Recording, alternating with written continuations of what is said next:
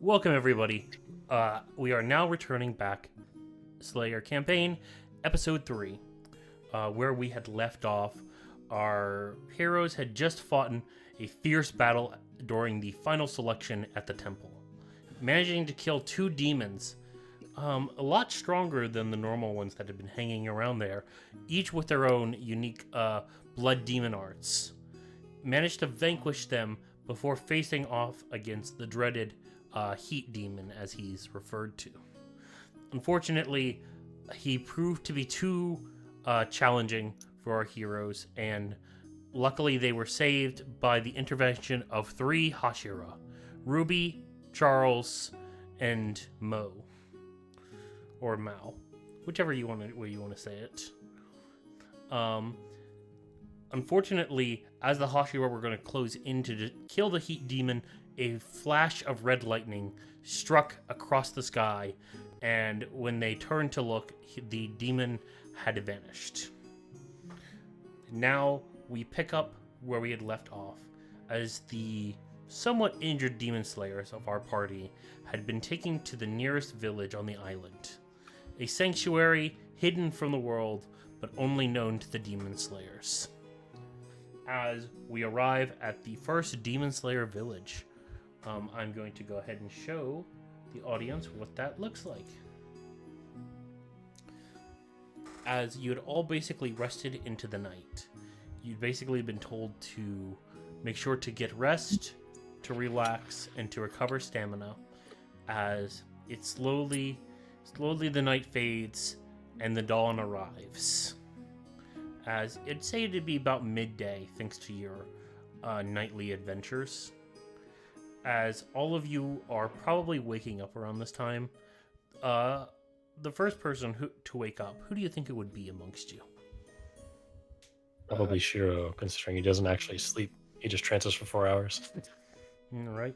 Shiro, as far as where they had taken you all, they had not given you each individual rooms, but they had given you what looked to be to sleep in a large open area of one of the buildings. This building itself is very much filled with different assortments of medicines, wraps, and anything that you'd need to patch somebody up. In essence, they'd basically taken you all and they'd given you beds in what could be maybe a medical bay for the Demon Slayer Corps.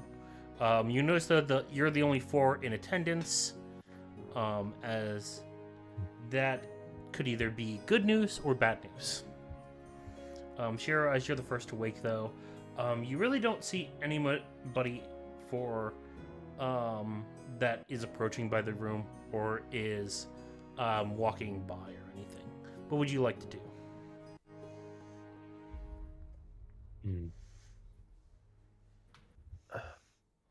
I think, honestly, I don't want to wander off without these guys. So are they also resting somewhere nearby?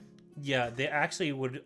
You would have Cassius to the right of you, and across from you, you see Eulith, and then to the left of her would be Griff and his Drake dog. Okay. I think probably what I would do, honestly, I think depending on what time it is, if it's like time for everyone to wake up, I might start waking people. Otherwise, I'd probably just like sit and polish my swords or something like that, maintain my gear, do a little maintenance and upkeep now that I've got a time to take a breather. All right. I'd say as you're kind of like just polishing your weaponry and just looking over your body, you'd pretty much fully recovered. No lasting damage from the battle last night. As you do wait maybe an hour or two, you hear what could be maybe people walking outside of the building and down the halls. When you even like look around the room, you get like the picture of, while there's no windows here, there is definitely what seems to be like slits in the top of the wall, as you see some sunlight peeking through, letting some natural light come in. as it's definitely more towards the morning, and as like the time passes, you hear a little bit more commotion coming from the outside as people get up and moving. You probably will see one individual poke their head in from down across the hallway. It looks to be a girl in almost like whitish robes. She has her hands completely bandaged up from head to toe, and she has what looks to be like a mask wrapping around her face. As you can maybe deduce, this is some sort of kakushi, maybe more of like a nurse variety that is attending. As she kind of stumbles in, walking very gracefully as she appears, and she goes, "Congratulations on passing the final selection. Are you wounded at all?" Thank you very much. No, I'm unwounded. Thank you. I am happy to hear that. Many have not made it due to the incidents in the final selection here.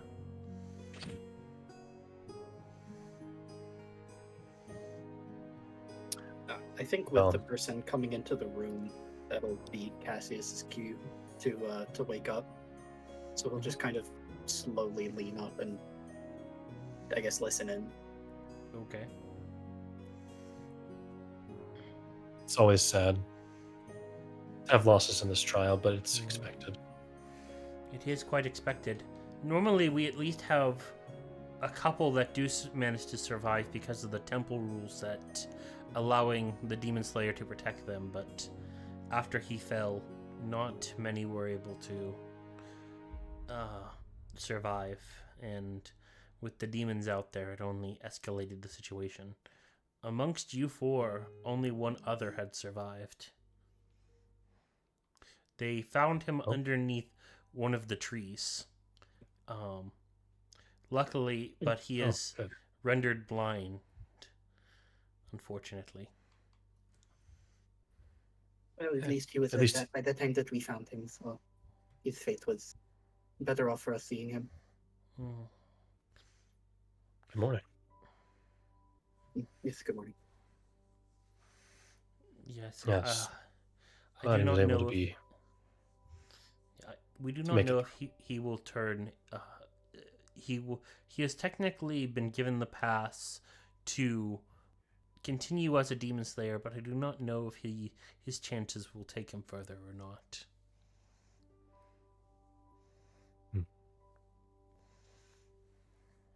Is it? I don't know if it matters much technically, but like, is it unheard of to have a blind demon slayer like actually do well? I imagine probably if it happened, it would be manga. I mean, technically not. I'm thinking like even if it has, it would probably be a more experienced person who was then blinded later in life. But I don't know. Yeah, it's hard because there is wait no. The Stone Hashira. Earth Hashira. Yep. Yeah, he's blind. He is blind. I forget. He's not around yet, right?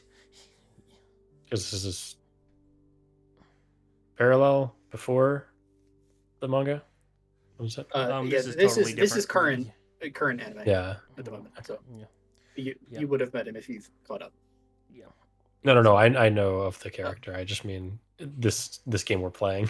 Yeah. I'd say if in this anime setting theme, she goes, it is not unheard of for some to master the blind fighting features of martial arts or even fighting styles. I've heard plenty of adventurers that have fought, but I rarely hear of a demon slayer being blind. But I imagine it is not too unheard of, or it's not in the realm of impossibility. At least he has some chance if he chooses that path. Mm-hmm. I hope he is not given a mission before he is ready. That would only be bad for everyone involved. Oh no. He will take several months of physical recovery before he's ever going to truly make use of his new disability.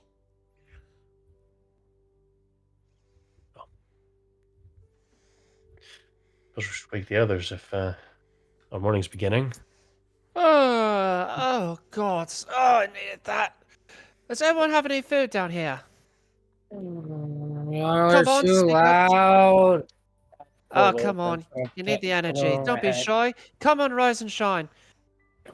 Draconis, tell him to shut up. You just hear Draconis go. "Ah." You Hello, cut lads. out. Got some eggs and bits around. Any sort of bread and loaves so you can share? I woke up not long ago. I did not prepare breakfast today. I'm sorry. All Not right. Well, apologizing. I'm gonna go and look around and see if they've got meals prepared. Yeah, I'll pop up and start doing some dynamic stretching. Mhm. She'll Okay. give you kind of like all a quick bow, and she goes, "I'll give you a full medical discharge. I will say, I think the Hashiras are eager to debrief you, and maybe try to schedule a meeting with them."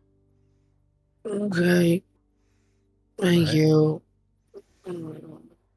We're gonna do the meeting after breakfast, right? Or during breakfast, you never know. She doesn't really Probably give you an best. answer. She's already kind of like bowed, and she's walking away. Yeah, she's not going to do that to us. I mean, we have to eat first. I mean, it's common Yeah. courtesy. I mean, my teacher, anytime we had to discuss stuff, always did it during a meal. Made it faster. What? Well, Your instructor? Do I know him? Or her? No, he's off on a land area, on like a small little land, on a continent in between other continents, kind of like a land bridge. There's a path there that demons like to travel, and he guards it. I helped him on occasion during my training. is he well known? That is a good question. I do not think so. Am I correct? He'd In that? definitely not be well known. Yeah. In terms of like ranks, if you want to like move over to like the ranks, I did my own ranking system in our Discord. If you want to go check it out, ladies and gentlemen, he would probably be more of like an exorcist rank. So he's more like middle of the pack in terms of rank, and he's more of somebody who guards a certain region and area for the demon slayers instead of being sent out on missions for like there's a demon in this area, go take care of this. He takes care of a vital important trade route between nations. Yeah.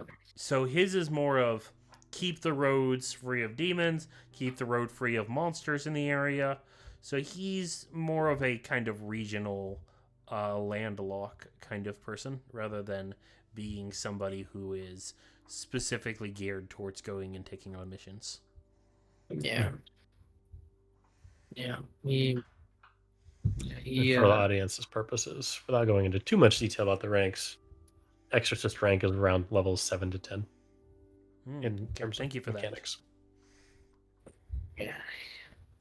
Yeah, he guards an important trade route between and like you see Griff kind of like scratch his temple. Oh man. Between I remember it was between Ewan and Gallus. Kind of in a mountain area. Yeah. So Yeah. pretty All much right. what he does. Well, with that information, what else are you guys doing? We're finding food. I'll keep doing like my morning stretches, and then as I guess. I think as you're stretching, Shiro's watching with some interest, as if he's like not sure, like he doesn't fully understand what you're doing. Stretching he gets, but like this seems more involved, and so he's actually like paying attention and watching. Yeah, if Yanlith kind of goes past and goes to do her own thing, I'll kind of let my dynamic stretch go to my bag, and I'll pull out like a piece of bread and a big slab of jerky, and I'll kind of hand it to you and say, "In case of emergency, if you don't find anything."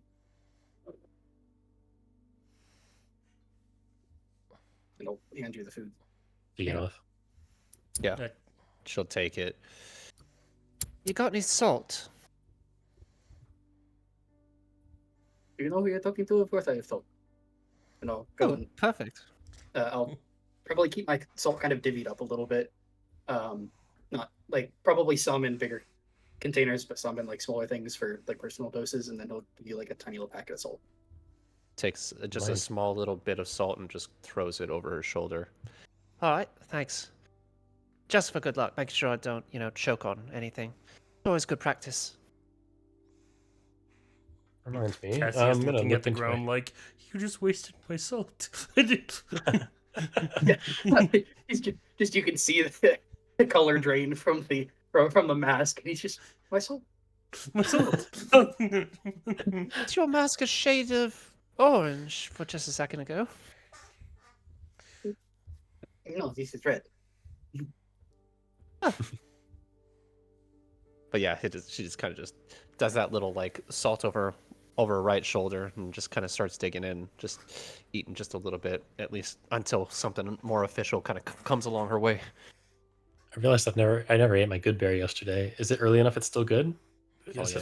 it lasts 24 hours, right? You look Yeah, into that's like the fine. good berry, and good is a relative word for how long it's been sitting. As like it's The berry starting gone to bad. kind of become like an okay berry rather than a good berry. It's like you see a little bit of like some deterioration. Like if it was if it looked like a tomato, but now it's like it looks like it's starting to sag in places. It looks like you can tell like some parts of it are starting to become a little runny on the inside too much. And it's starting to look like a tomato that's kind of past its prime a little.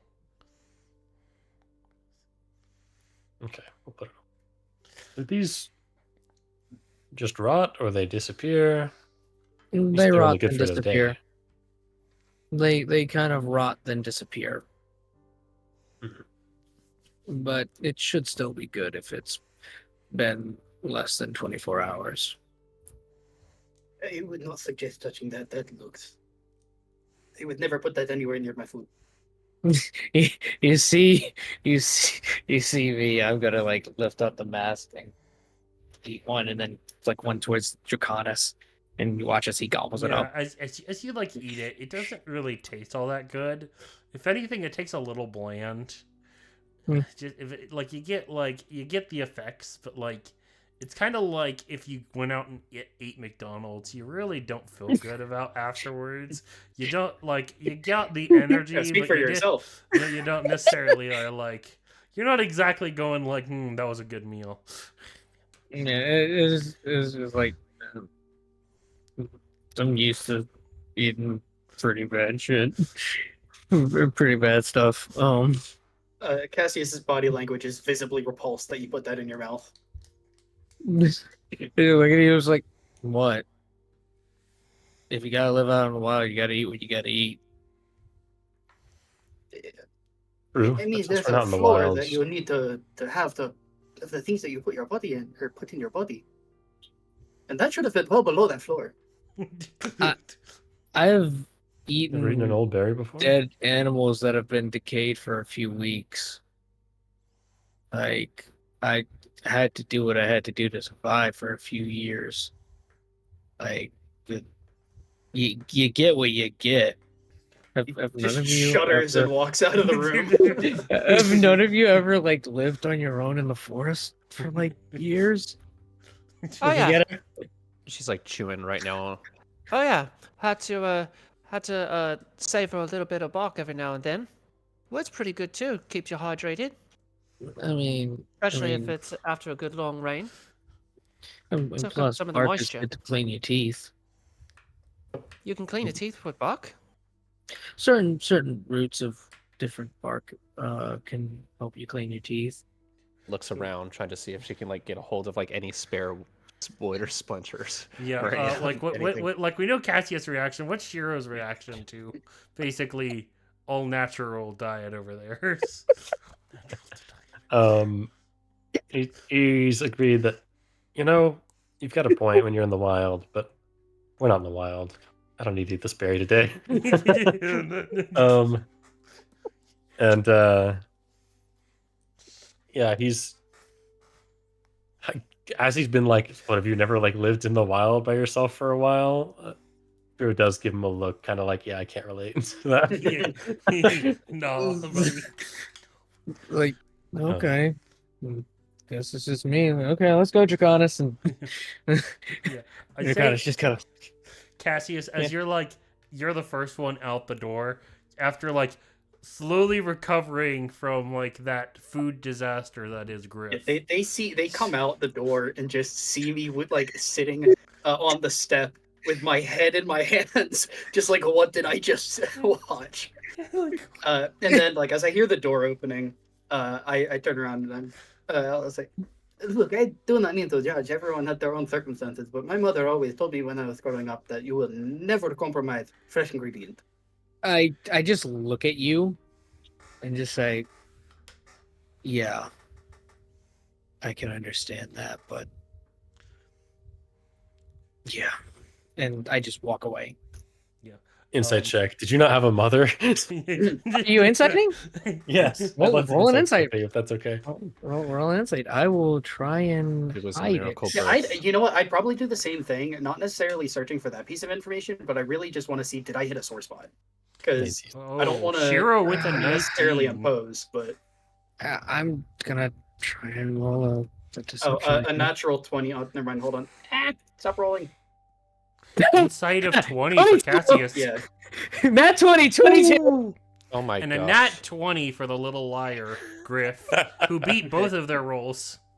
No, not It was a necessarily a 22 liar. He's deception. just got a good poker face. Yeah. Yeah. Just, Yeah, you don't see anything expressionless. Like, mask is obscuring stuff. You don't know. Nothing to clue us into any held back information. yeah, can't really tell if we hit a sore spot or not.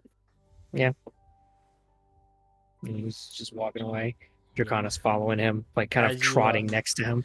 And as you guys kind of walk out, you walk out into what looks to be a street. It seems that there's the Demon Slayer village, which actually looks a little bit more upgraded than just a village. It's not enough to be kind of a city, but it's in that weird in-between space. You could like, as you're like looking out, you can probably tell Township? that there's, yeah, I'd say it's a little smaller than a township too. But you see about like 200 to 300 individuals here. Not all of them being demon slayers, but you see different merchants. You see Kakashi. You see like store owners. You see that they have a thriving community here, that while a part of the Demon Slayers, they're not all actual, wielders. You will see, though, some that do walk around with swords. You can maybe recognize them maybe from like the way that they stand, the way that they move, that there are some higher ranked people here. Maybe even some that are more advanced. You can... as you guys even walk down the street, you see like a merchant bartering with maybe a shop owner, another shop owner. You see some Kakashi look like they're running through the street as they are carrying messages back and forth through different ways. Looking up into the sky, you see what could be maybe crows flying in and out in every direction, which complemented nice with all the the pink like cherry blossom trees scattered throughout. Yeah, Shira? Question. Quick clarification for refresher for those who need it, and explanation for those who don't know. The Kakashi, they're like the Demon Slayers like support organization, right? Where they're not Yes. Slayers themselves, but they work with the Demon Slayers. Correct. They are basically non-combatants. They would be basically given the lowest rank, and they typically do not take any combat role, but they are there to support and do the manual labor that is required of the demon slayers. And also, like that one girl that came in to greet us are also medics at times, some of them. Yes, exactly.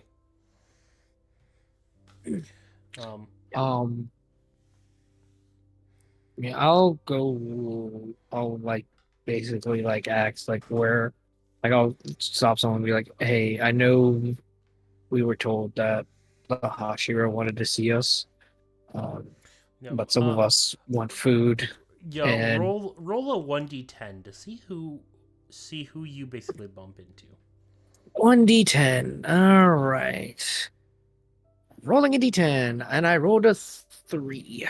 Okay. You see that like what looks like another character more closer to Cassius's age.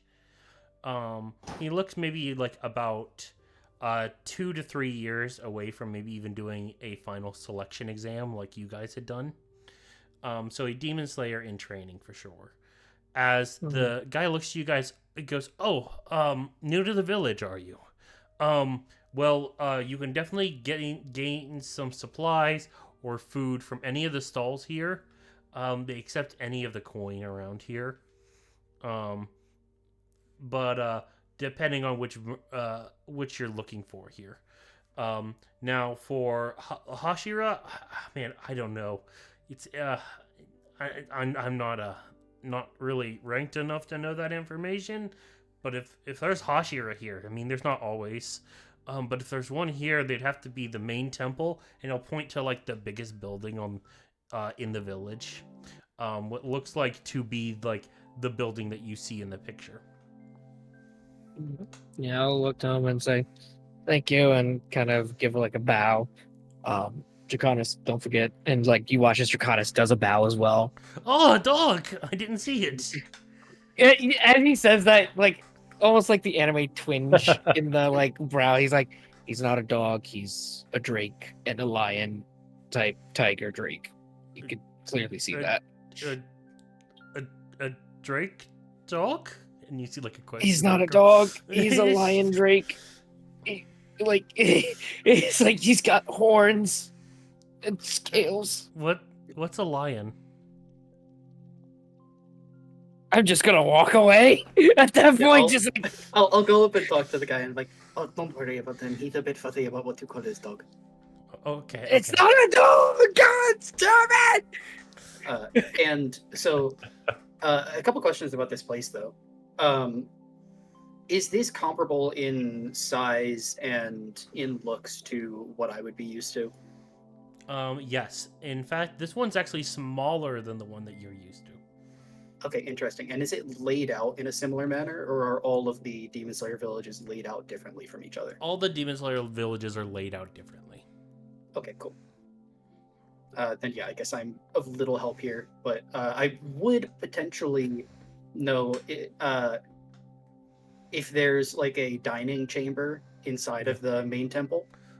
As far as a dining and stuff like that, there is, from the way your village works, it's just like any other. Basically, there is merchants and there is basically people who help prepare food and run shops within these Demon Slayer villages. They help supply basically the foods, the network, the keep everybody fed, healthy, and have supply lines. Obviously, all within secret from different governments. So it's all basically hidden in the shadows. Very hush-hush. Very few people in the world actually know about the villages and their exact locations outside of the core. But with that, comes, you have trade, commerce. A lot of the people in the villages, for example, their father could have been a demon slayer, but they didn't want to necessarily go into the line of work of being a demon slayer. So they were born in these towns and instead took up like maybe some form of economic job to live here and to contribute to the core in the villages in other ways. So they might have like become a lumberjack. They might become something of a trades expert, or become a merchant in of themselves, which knowing where the village is and being a merchant gives them access to basically be able to help the village go out into the world, get the supplies they need, and then come back because they know of the existence of the town. Got it. But there's definitely a level of like hush hush if you decide to leave here, as you cannot give the information away of this location to anybody. It is very strict, and there is definitely the possibility of imprisonment or death, depending on who you basically tell. Yeah, I guess I'll lead our group along to the food stalls. I imagine my sense of smell, especially with my my background with food and my passive perception, is probably enough to guide me to wherever the food stalls would be. Roll for me a perception roll just to see if you can maybe tell which is the best stall. Oh boy. Okay. Hey, well, The man some decent rolls for rolled a tonight. That's not bad. 24. Oof, that's Yeah. nice. So like you kind of like look through some of the stalls. You even maybe like lift your mask just a little bit, like an inch away from your face, just to get a better sniff of things. As you kind of like sniff around, and you finally like stop at what looks to be maybe this sort of. It almost looks like some sort of bun place where it's like bean buns and stuff like that. Except for instead of it being a bean bun, it says beef buns. As in front of it, you see a very large looking minotaur going, "I'll take 5, please." Now As this you- is my kind of spot. Yeah. I As think you- we're in heaven, lads. As you definitely see Mao, the lightning Hashira, they are ordering beef buns. As he I'm kind of gonna- like goes to like grab some, he like turns to look your direction. He goes, "Ah, the people who survived! Good to see you're back on your feet." And hungry, as it were. You got any spare food laying around? A couple of plates ready to serve? Well, all 5 of these are for me. And like you like look at like one of them, and like one of them is like the palm of like your hand. He's got like 5 of them just for like himself. He goes, "You're gonna have to order. But don't worry, this place is a little cheap there. You can get 2 for 1 silver." You can get 2 for 1 Good for what? I just look over across the hall. I'm 3 plates. 3 plates. And he goes 3 silver up front, ma'am. You I got it. don't have any I just- money. I just take. All right, for you, you need some. 6 plate. Oh, right, that's right. You got your lion thing. 9. You got 9 plates coming your way. I'll just take out like 9 silver and just throw it across the room, not even caring about where it goes. You see him kind of like scatter. He goes, "Thank you, ma'am," and he'll give you like 9 different plates there of buns. Yeah, she just actually she just looks at the plates and just goes, Oh yeah, thanks so much. We'll just be over there at the table. and she just Yeah. walks away expecting it to be served at her table. Expecting this one guy to deliver 9 plates for you. Yeah. Yes. Yes. I help deliver. Like I like put 3 on one You know arm, what? 3 You know on what? the Let's other. roll to see how well this guy could actually deliver 9 plates. Sure. This is Can I just give a- him So- advantage? I will actually help him to deliver it as well. I'm gonna order my own, and I'll just say 2 buns for me, please, and I'll just gently place a silver while Yep. bowing onto his cart, and then as he transports, I'll help him with the load. Yeah, so like this guy made a gold just with you guys coming in. That was nice. As like you all deliver it, and you see what looks like to be a nice little good 6-person park bench right in front of like some like of the cherry blossom trees. I imagine like Mao, like he's kind of like following behind. He goes, "Oh, this will be a great place to eat." As I'll you order a couple as well. I'm gonna I only stick- have a gold. Is that all right? he goes, "Oh, that's more than all right. How many do you want? I can mix. I actually have change here to make for you." Just 2 We steam could buns. just give 10 silver. Yeah, you did Yeah. just get 10 silver. So he'll give you the change back there. Thank you.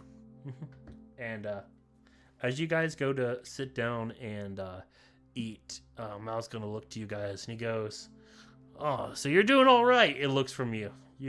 None of you leaning on your legs or having trouble or it doesn't No. seem like you guys have I'm to all hoof right. it or anything." A No. couple of them I actually thought probably would kick the bucket at least. Some of them were actually not sparring too well, but they actually seemed a lot tougher. Mm. The only damage I took in that battle was actually self-inflicted. Well, Yeah, Unintentional. Well, you're right. You're the fast one. This one over here with the mask covering his entire face. Yeah, him. I thought he was a goner for sure. Little Cassius over here. Small little button he was.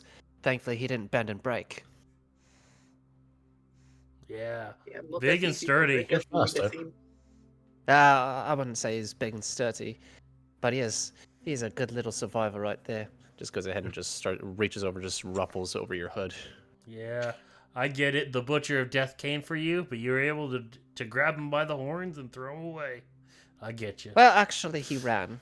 So You know, running's a good option too. Running's a good option. I was actually wondering about that. I know you're a lot faster than me, but you hung back a little bit, didn't you? I figured you'd be blowing past me. Looking to Cassius. I stopped to help that one along, and I'll point to Yanlith, because with the last I think 30 feet of my movement, I reduced it to half in order to grab Yanlith and drag her 15 extra feet. That's right. Mm. Well, I'm glad you're able to. I wish I you could have know- helped more of you, but I can only carry one person at a time. Yeah, it's all right. It's all right, kids. You know, it's not about how fast you run. It's about how much you buck. Like in the middle of eating one of the buns, like under my mask, you just hear a. You all right there? No good. No good. Oh, okay. We caught into him. you need Um, you need me a to steamed bun, apparently. Yeah. you need me to do a little bit of a Heimlich. I know that. I'm fine. I'm fine. I'm No, fine. here, come on, get up. All right, we're gonna do this. No, Draconis has helped me before. Draconis has Make helped a me strength before. check as you're trying to Heimlich him. Just like I just go ahead and walk around, That's all right. I've got family. Come on. and yeah, Can I try and get away? make contested grapples against Contested each grapple? other. Athletics Okay. versus, I imagine, Griff's athletics or acrobatics. So Yeah, I think okay. they did change how they did the grapple in 2024. I know, but Yeah. I like 2014 rules better. Sure. Yeah, you're the DM. That's fine. Yeah. all right. So athletics, got it. I rolled it. You're not good at Natural anywhere. 20. Yeah. go. So for You the ain't getting away, audience, bub. Griff rolled a 6 for a total of 10. Yanalith rolled a nat 20 for a total of 26. Yeah, Griff, you were coughing too much. You're like flailing around, but Yanalith just like with a stern grip controls you and just starts Heimliching you. All right, count to 3, 1, and I'll Just start tugging. Can I roll a con save to try not to throw up? Roll that con save. Did you say for me to also roll a strength check? Don't throw or up in your mouth, or You're, no? dude. you're good. You're good with the It's grapple. gonna suck. Yeah, Yeah, yeah, it's gonna suck. Okay. That's a 12. Unfortunately, 9. Yanalith with that nat 20 heightened the DC with just her strength alone. Yeah. You end up like you just like she goes whoosh and just immediately you throw up some right into like your mouth covering. It's not even gets to land on Oh the my ground. gosh, it's yeah, in it your doesn't I go anywhere. immediately forgot about just that. I immediately like pull away and just let go, letting him just fall flat on his vomit. We need to clean up here. Aisle 13. You I'm see like gonna a pull you the see mask like a away. Kakashi like running with like a mop. Where is it? It's Where fine. does it go? I'm gonna pull the mask like slightly away. I'm gonna reach over to Draconis and be like, "Go get a bucket of water, please." Oh, And like I'm keeping the mask just far enough away to where it's Um, not. Shiro makes a point of not looking, but will step towards you and say, I can help with that. I'll cast Prestidigitation to clean the mask. Oh, you're so nice. I'm gonna grab both of my the buns that I bought. I'm going to say, "Excuse me, I'll be back in a moment," and I'll just kind of go behind a tree. Hopefully, I think I've scouted for a place with a nice view, just because as a masked individual, I don't eat around people. And I'll go a little bit a ways and scarf down my buns, and then just kind of think to myself after I'm done, I chose a good spot. And then I'll take another second to lavish in being back in a place that I'm familiar with, and then come back to the table a little while later. Yeah. As like every. Oh, sorry. Go ahead. I was gonna say, as this is going on, like Mal's just kind of going like, "Oh, you guys are a riot. No wonder you guys all survived. You got some personality to you." Moxie at its finest. And as I'm saying that, I am sitting back down in the table. I have the plates in front of me, and I'm also just sliding Griff's plates over to my side. He won't be missing. No, they're mine. They're mine and No. Draconis. I'm sliding them back. You're not choking on that. You want me to Heimlich you again? I'm not having vomit on I my was stuff. only laughing. I was only laughing and had food stuck in my throat. That was it. Give me my food. All right, fine. It's all yours. Look to the rest of the party. Take care of you. I'm retired for Heimlichs. On you. Hey, now he's got some room after that good berry. You know what? You know what? I like a good berry, but if you wait too long, they just become an okay berry, and they're never good after that. Again, what is with y'all and just calling it an okay berry? It's just a berry that's Well, been but ripened a little bit. but like if it's like when you get a meal and it arrives at like your table, like a nice steak dinner, and then the steak's good when it's like right there, and maybe just like a couple minutes after. But if you let it sit for too long, then like the juices start flowing out of it, and then maybe it gets a little cold. It's no longer good. It's just okay. I kind of look at him and I'm just like, I've never had a steak dinner before. You ever had Okay. steak? What about hamburger? No. Beef? Oh, you just have beef right No. there. Just to... Well, Okay, I've had With some buns. Okay, Barry sounds a little bit tedious. Why not abbreviate it a bit? Make it a little bit easier on the tongue. How about Midberry? Midberry. Yeah, I like that. Yeah. Have none of you Doesn't been make in any the sense. wilds by yourself for like years? No. It just Sounds horrible. No, Sounds... I grew up in a Demon Slayer village. I guess I'm the I odd guess one out. coming back at this point, I'll pipe up and say, I was by myself in dubious circumstances for a short period of time, but not Yeah. quite as long as you say. Yeah, sorry to say, little man, but like typically a lot of demon slayers come here when their loved ones have been killed or eaten, or killed and then eaten. But typically that stuff about like growing up in the wilds, that's for those adventurers that meet in taverns or whatever. I mean, like not us. none of my family has ever been encountered by these things. Oh, so how'd you get your start? I was attacked by a demon that was attacking a family. So you were the bystander in the equation. Gotcha. I tried to kill it, threw a rock hard enough to crack its skull, but didn't know what it was, and it survived. Usually when I throw a rock directly towards the temple, it dies almost instantly. So, yeah. I'll respect it. I'm a big fan of brute force myself, and he'll kind of like pat one of his like muscular arms. But there's normally a little bit of lightning, a little bit of like thunder that happens with that. But like other than that, yeah. But it's demons are kind of tough, but you just need to know what, like any kind of monster in this world, you just need to know what they're weak to. I was mostly hunting like small animals and deer. So that's why I knew where to throw the rock.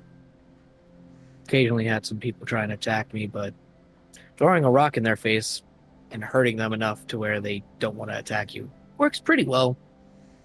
Yeah, rocks do that. Yeah. But what about the rest of you all? I know we're going to be having a meeting here kind of in a bit. I should actually probably take you right after this. The boss lady would not be pleased if I didn't. Boss lady?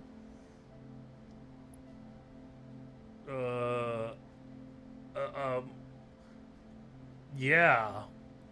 I'm very new to all this. I only have very little information, except demons bad and how to kill them. Right. Yeah. So somebody just wants to meet you after this. No big deal. No person of relevance or convenience. Some might say boss lady, but some people would say. Some people would maybe say that you're not supposed to just tell random people that, but I'm not one of those people who would let that information slip. 11. With my passive insight of 16, do I even need to bother inside? No, you don't. Do I just know? Okay. He just lets just something floundering, slip yeah. that he's just not supposed to slip. Yeah, got it.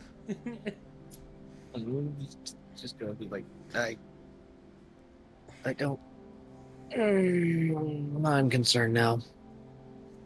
But hey, at least we survived. Yeah, you and like one other guy. So, congrats. That's because of us, actually. Okay. You and like the one guy you saved. Congrats. Yeah.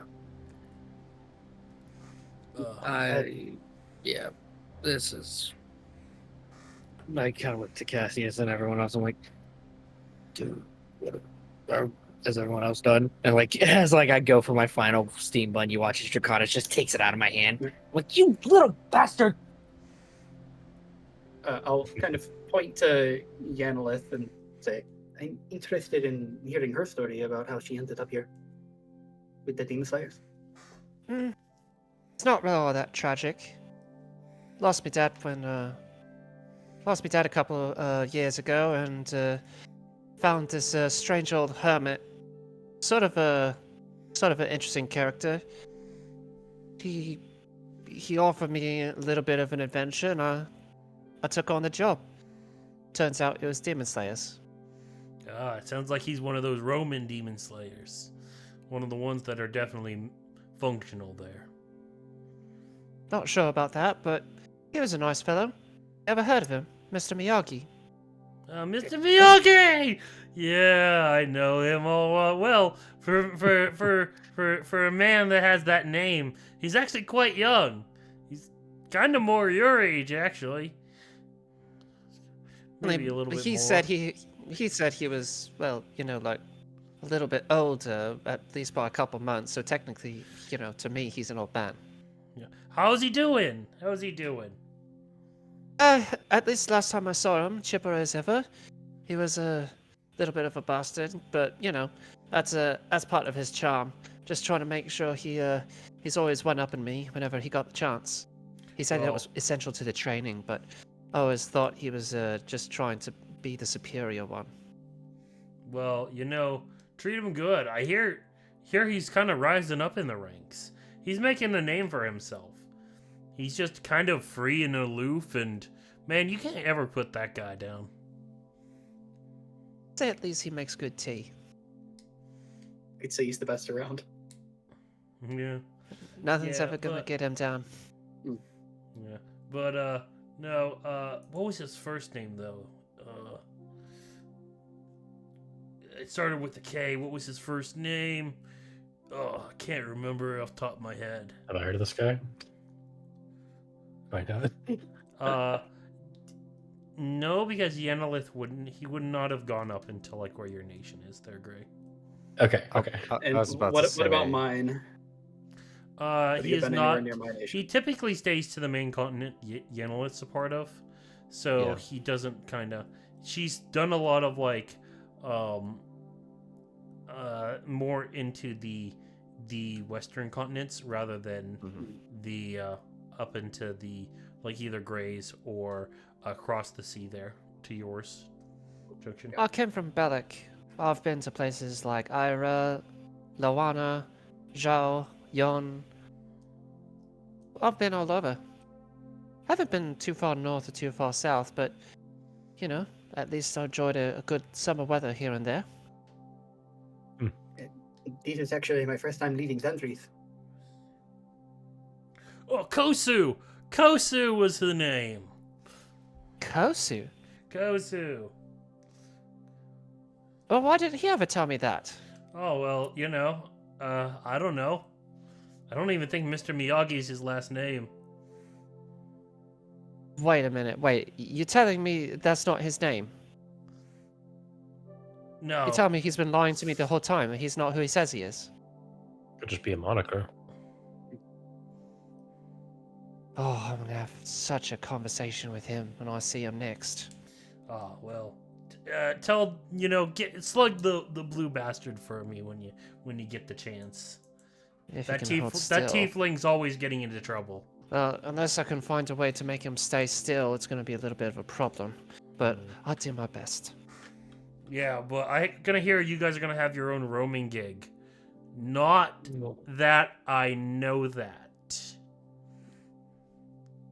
You might want to stop talking now. Oh yeah, you're right. You see the bull just kind of put his head down, like the Hashira just kind of sulking. Yeah, you're right. I'm gonna be straightforward. Anyways, I'll go and take you to the temple now. Thank you. All right. You see him as he gets up, and you guys start walking through the village. Is there anything else you'd like to know about the village, maybe? Or questions you have before we move on to the next part of this section? No. When do you Are there get paid? I think it may be a hard question to answer, but what in particular are some of the differences that I would notice between this place and where I've lived for quite some time now? Okay, so this is actually a very, very interesting point of contexture. So, for the major Demon Slayer villages, they will all specialize in something of great importance and great knowledge. So, for example, this town here, you see a lot more trade, agriculture, and general knowledge on how to grow food, how to produce food, and how to trade. This specific Demon Slayer village is basically the heart of basically their food production and travelization. This is going to be the center hub of what can connect this village to all the other villages.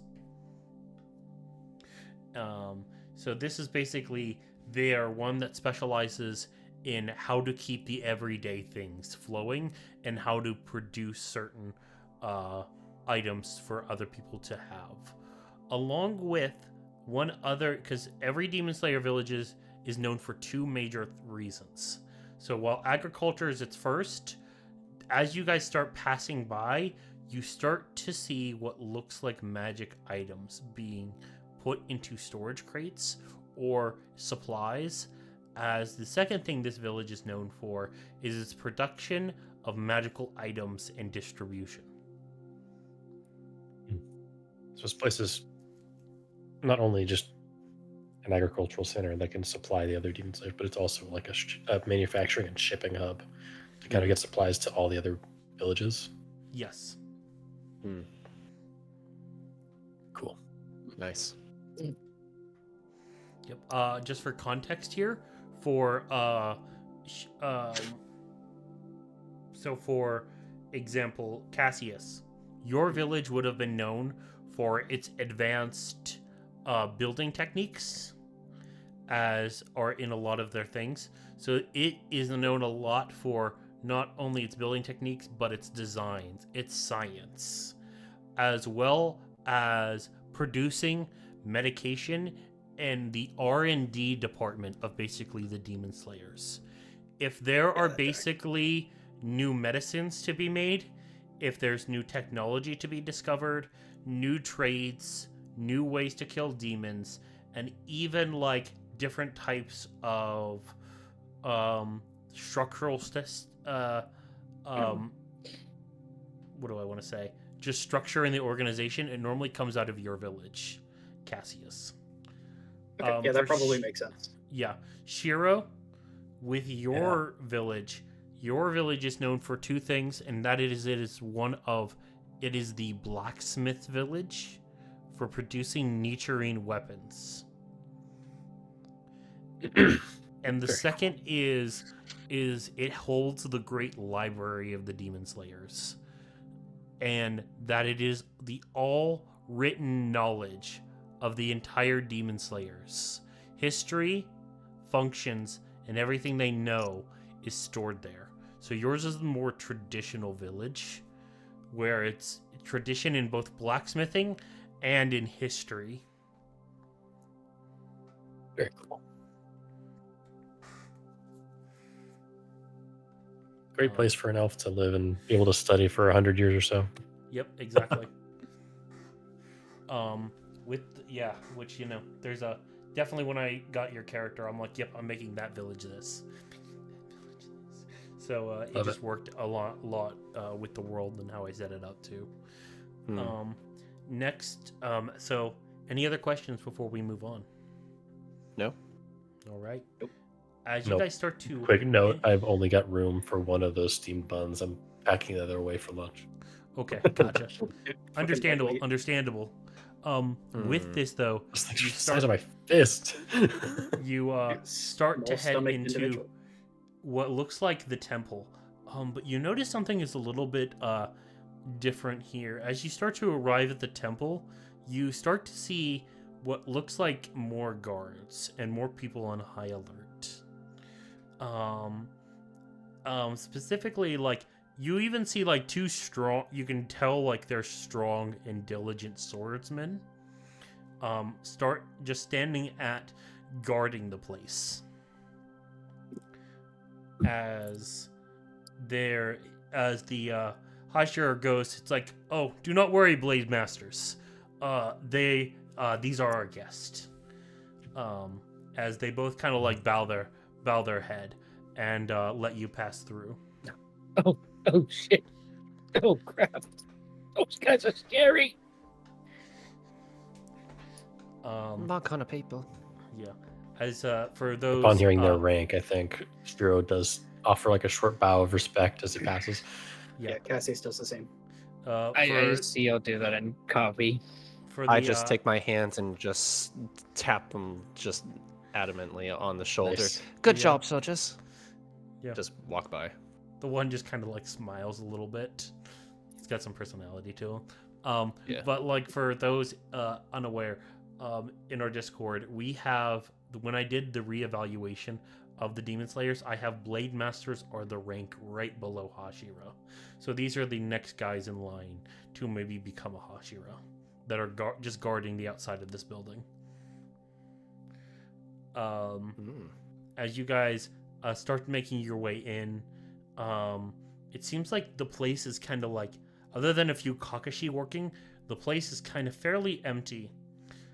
As Mao leads you around towards the back to what looks to be maybe a garden behind the place. You see white petal rocks filling the walkway with stone slabs for you to basically step upon to not disturb the garden. As you enter the back of this manor, you see the garden itself leads to what could be just a traditional Japanese like step up into one of the rooms as the sliding doors are open. As you guys approach, you can see what looks like Ruby sitting to the left, Charles, the other Hashira, sitting on the right, and what looks to be another woman that's sitting in the center of the room.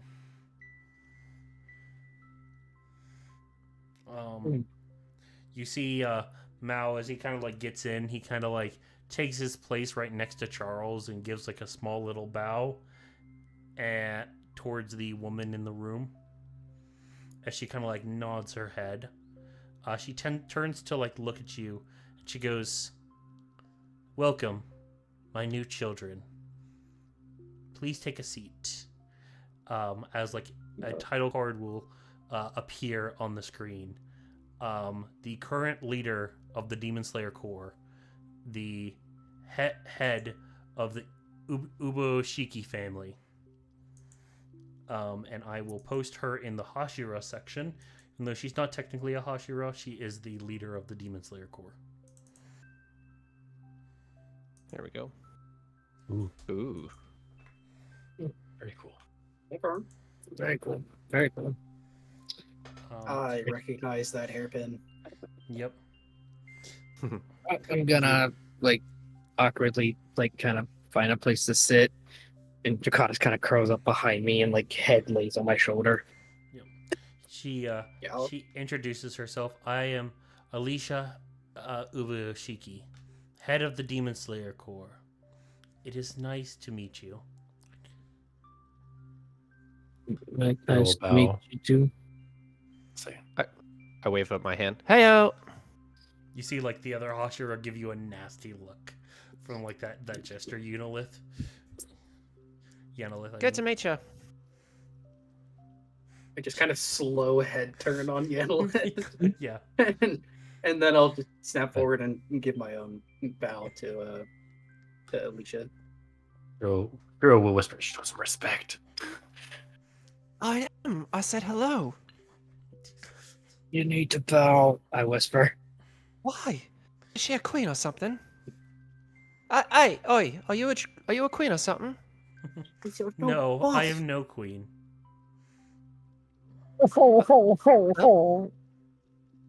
Nothing's wrong. We're not dead right now. We're doing okay. Sorry. We'll let you give your speech. You can continue. You see her just kind of like give a small smile as she like reaches up and just kind of like cups like some tea that she's drinking and gives it a sip before placing it down. As far as like her looks, while she definitely has like a youngest face, she has definitely a mature body of a woman. She is probably what looks to be maybe in her 30s to 40s. Hard to say. From her side, though, she does seem to be wielding a katana.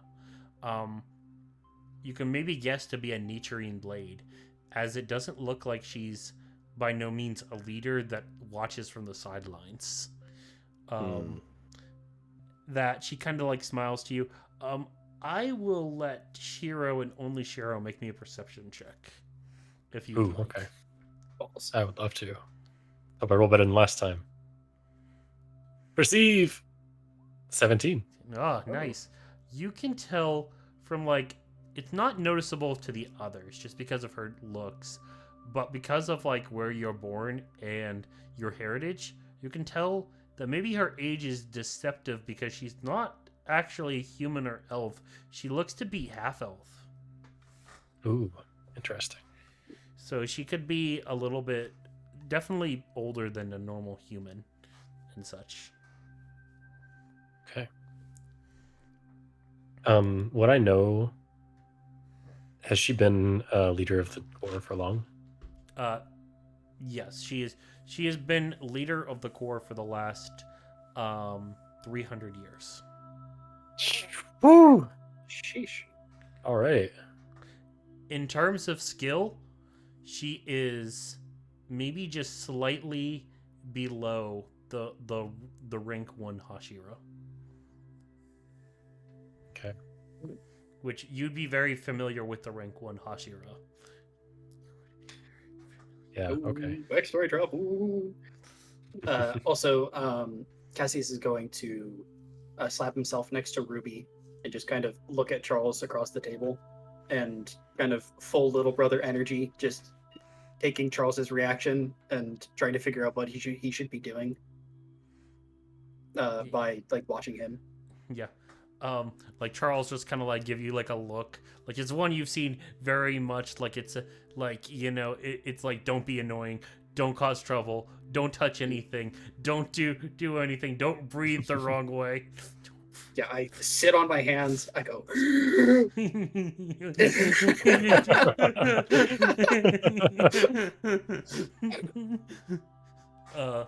And And she, then Nice. I watch intently. yeah, Why is he being so? Wait, one is disrespectful. One is being. Oh boy. yeah. As as the woman in the center smiles, she goes, "You may relax. This is more of a discussion. I would like to hear your portrayal of the final selection and what had occurred."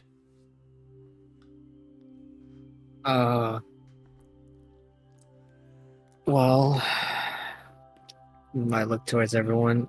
We woke up in the morning of the second day of the final selection, and when we looked out, one of us, it was, I believe, Cassius who noticed it, right? Or was it Shira who noticed the Just gonna point to. I think Yanlith was the first one to think it was notice it when Yanlith. we popped out of the cave. I think Yanlith was the one that noticed it.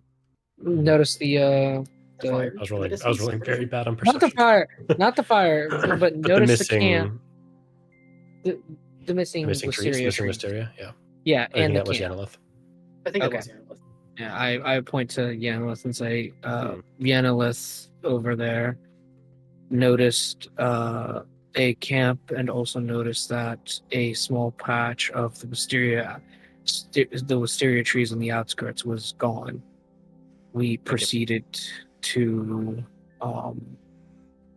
go to the camp and find out that 3 powerful demons had entered or were here.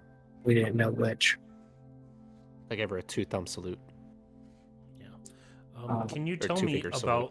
about the demons that had attacked the temple? I look towards Shiro, who's better at like stuff like that. I'm just like, he would have better information. All I knew was that they were powerful and dangerous when we fought them. Yes, there were 2 that were higher level than anything we had come across in the exam so far, in the final selection. They had demon blood arts. One could manipulate and become like smoke or mist in the dark. It seemed being in bright light hindered its ability. The other could create and fire arrows made of its own blood. That hurt.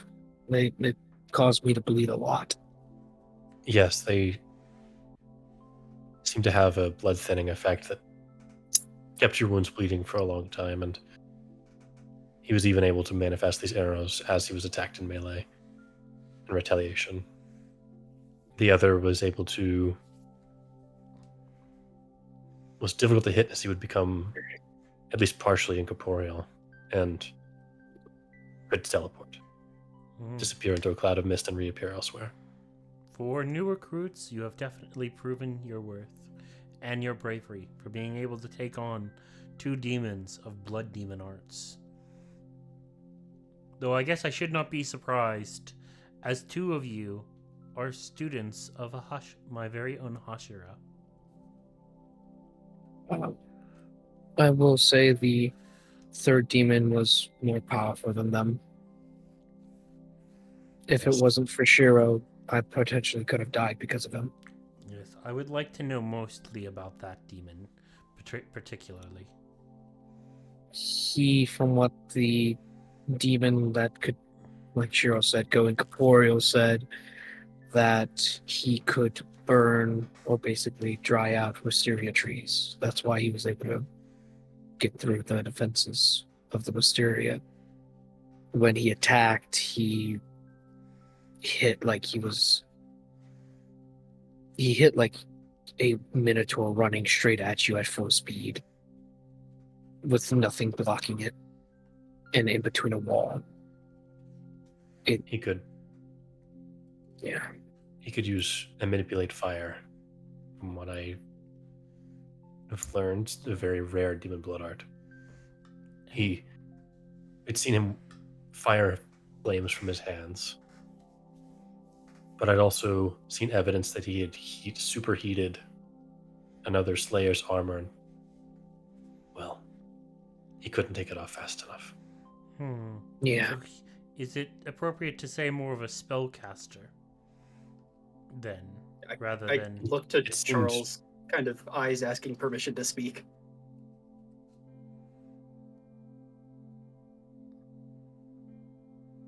Does Charles give any indication one way or the other? Charles kind of like thinks for a second, then nods his head.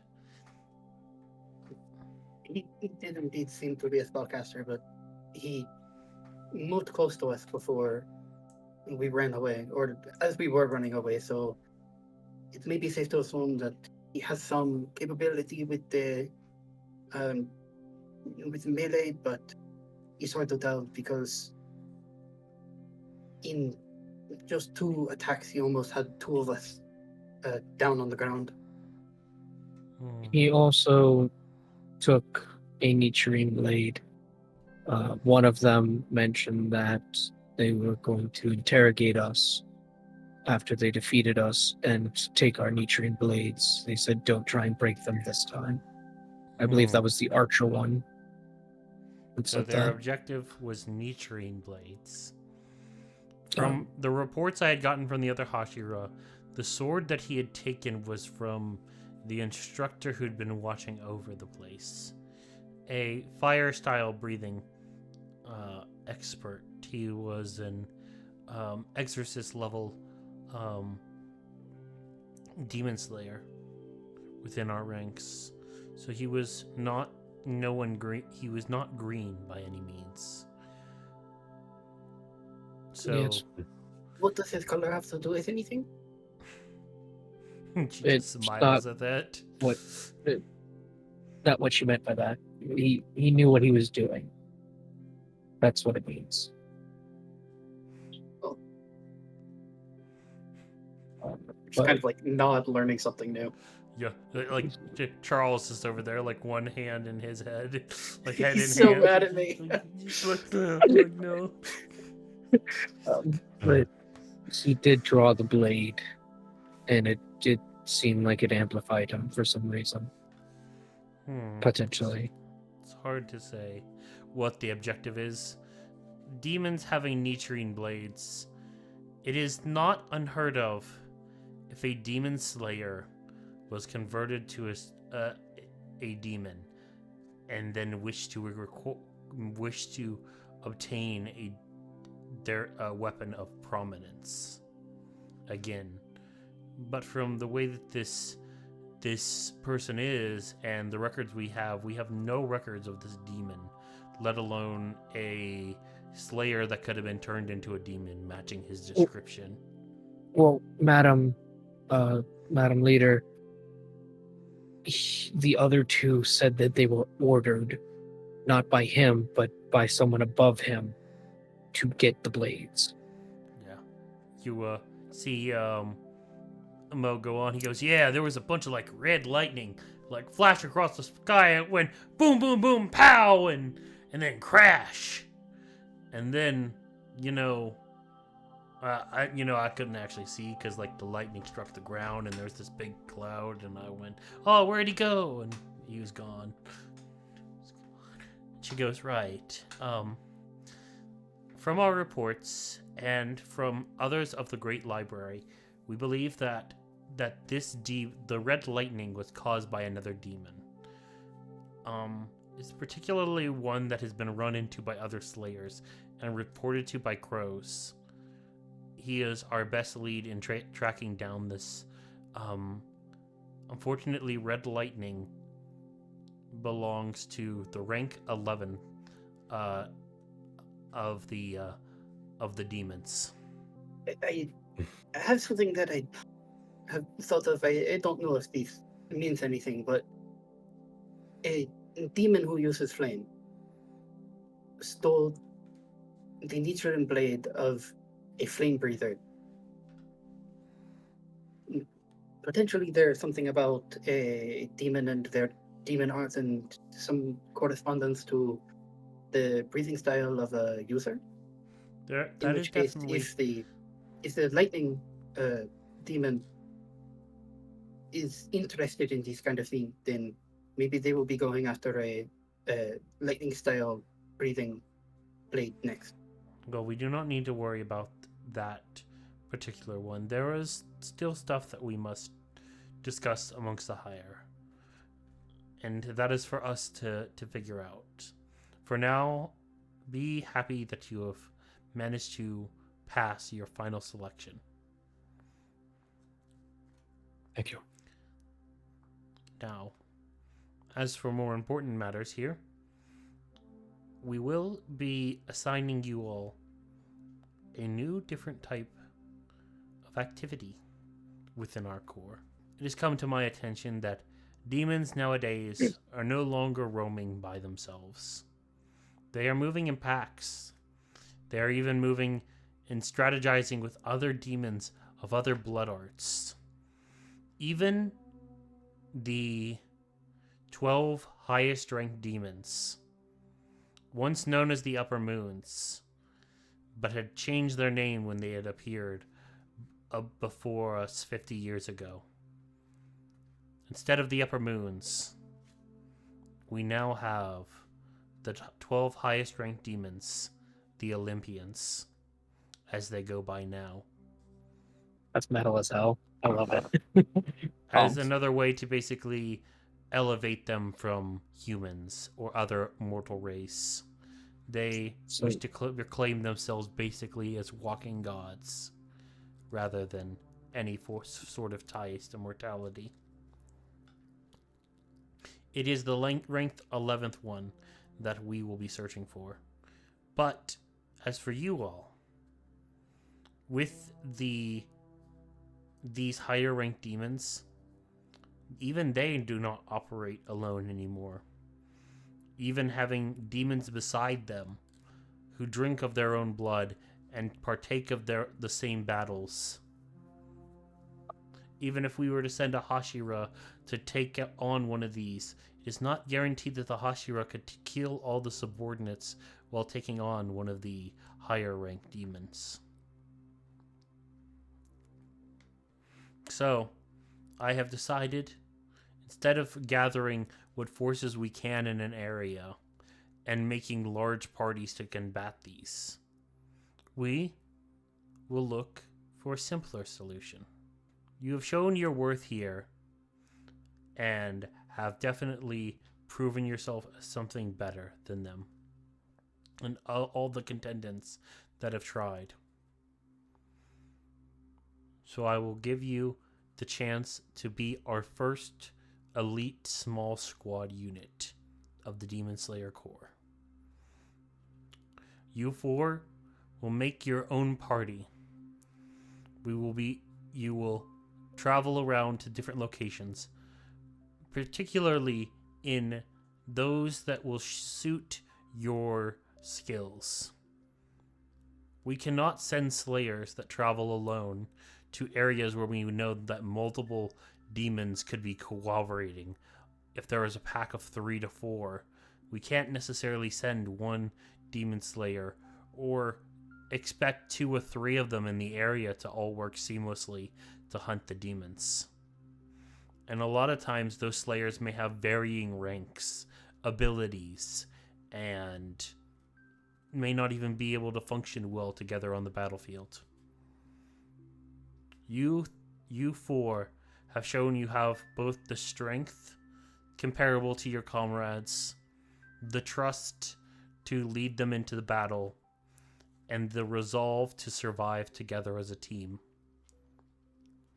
Therefore, I will make you the Demon Slayer's first ever elite solo squad.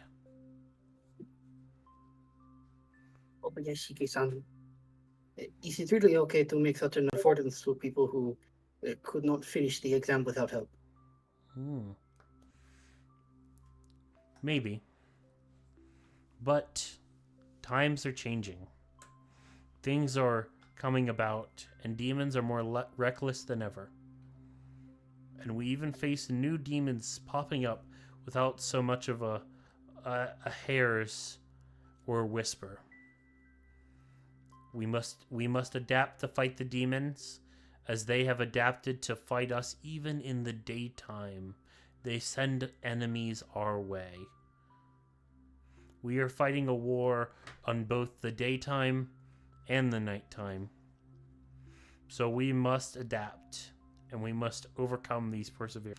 Now, I guess I will ask you, which amongst you shall be the leader of this team? Yenilith steps up.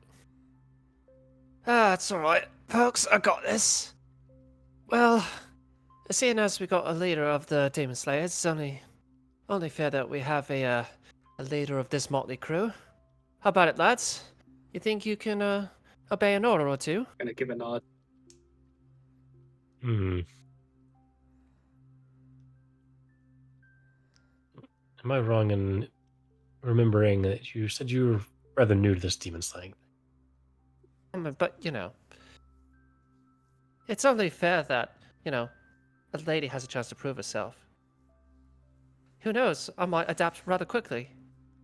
I mean, we're all talking about just fighting a bunch of demons here. I mean, I'm the best fighter here. I mean, that's pretty obvious. But it's not about skill alone. If you're the best fighter, numerous demons fighting against you could kill you. It's about teamwork, having to work together. All right then. How about we do this? We'll put it to a vote. All those in favor, Yenilith, raise a hand. All right, maybe I didn't say it right the first time. All those in favor, raise your hand. Oh, I just kind of Okay, how about we hesitate. do- I'm just like, my hand is Hey, right in the middle of All being right, up and down. Charles How is like about- looking at you like steady yourself, steady, like I'm looking at it like, Okay, I'm then. struggling, man. I don't know what to do. like How you about see we like do a this? like Whoever- you see like you want to raise your hand and like a bandage flies across the room is like pulling your hand down. Like all right. How about we do this? We can probably fight for it. Yeah, that's it. We'll fight for it. Whoever stays alive the longest. How about Here's a- this? How about we have someone who has been trained to actually understand these things do this? Either Shiro or, and I gesture towards Cassius, who have been trained for numerous years under Hashiro to do this. Cassius. They have more Throw my knowledge than hands us. up. No, I'm no sorry. leader. If you elect me leader, I step down immediately. Listen, I got nothing you against see you, Charles Cassius. facepalm again. I got nothing against you, Cassius. You're a nice little bloke, but he's small, he's squishy. I mean, you can't even understand what the bloke says underneath that mask. I can I understand them said it perfectly myself, but fine. no, it just seems kind of rude. Yeah, See? yeah, Couldn't even Ruby understand says- what he just said. Ruby says, "Oh, that's so mean," and like she'll like give like Cassius a hug. Don't worry, everybody here understands you. Miss It's- Alicia, need this decision be permanent? Can we perhaps acquiesce to Yenilith's request to be given a chance, and perhaps choose to change our leader later if it is deemed it doesn't work out? I will allow it. You can inform your crows, or I guess I shall say one crow in particular. You will have one crow given to all four of you. Unfortunately, crows are starting to dwindle as demons. That is one thing that we noticed as well. That the demon of fire was killed the crow that the fire breather, the fire protection, the demon slayer of fire practitioner Don't hurt yourself. sent out. Yeah, That was he's like physically he's fumbling painful to his, listen to. Yeah. He's like embarrassing himself in front of three. I'm an of us, anemone. and then- I'm an yeah, anemone. yeah. Yeah, I'm just gonna kind of mumble under my breath. And the analyst thinks you can't understand what I'm saying. All right, Yeah. that I understood. Yeah. But with that though, she just kind of gives you a smile as like the head of the Demon Slayer definitely has like this motherly aura and soft and gentleness to her as she kind of like smiles to you, and she goes, "We understand what you mean." We noticed that the crow was dead, Yes. so these demons are getting smarter and bolder, as you have said. Yes. We will provide So- you a crow, and you can make your reports through him to us. Thank you. I think it's a good idea, but I haven't really conferred with the rest of you. Are we all right letting Yanalith be the leader for our first mission and evaluating?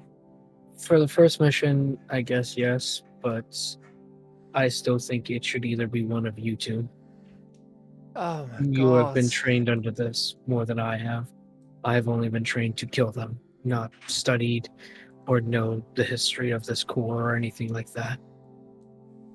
They're to study. You just have to kill the blokes. That's all it is. Just track them, find them, and kill them. Slice and dice. That's all it is. But then again, Yenilith, we are going up against ones that are being smarter, using You both tactics. have good points, but the leader doesn't necessarily have to be the smartest person. If you have, Wait a minute. What is that supposed And, to and mean? you hear like the leader of the Demon Slayer go, so long as the leader knows the group's abilities and utilizes them well, But also the doesn't leader a leader needn't have be to the talk to people? strategist necessarily. Oh, wait a minute. and if you you're hear talking another about me from the leader of the Demon Slayer Corps. Yeah. like, All due respect. Wait, you're stepping on toes. You're stepping on toes.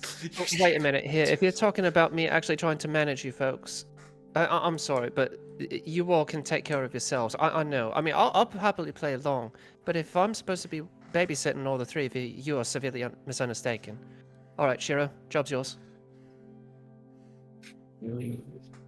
A leader also does have to Yeah. talk to people and be you do hear diplomatic. though before Griff says anything, you hear the leader of the Demon Slayer goes, "Yes, indeed, Shiro. Shiro shall be the leader. After all, it is definitely, you do not have to be the smartest or the wisest or the most strategically planned or the strongest to lead. You will make a fine person, Shiro." It's like, see you that- could sense a little bit of pettiness coming from the woman. Yanalith could has a def- big smile on her like you could tell like she's very motherly and everything, but like you just like you get that like kind of like almost like little bit of a pettiness like just hinted in there. You stepped a single step too close to Mama Bear. Yeah. Yeah. Uh-huh. But also a leader does have to, if they're a leader of a party, like any adventuring party, have to be able to talk to people really well I'm good with people. and be diplomatic. I'm good with people.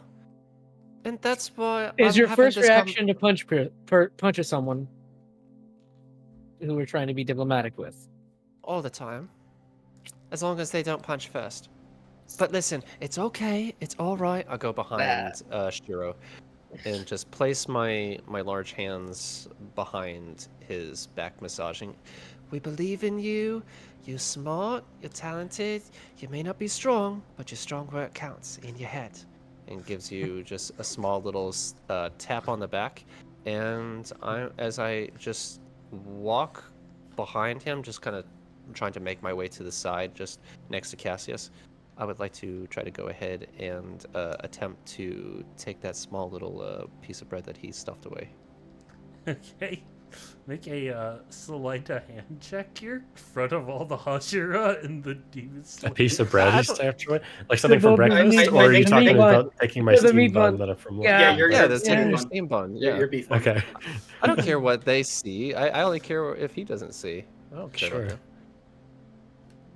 that. Is it stealth? Trying to steal my lunch. Sleight of hand. I think it's Sleight like of hand. Okay, it's a +2. Do you want me to roll it again? They're both Just roll it +2s. again.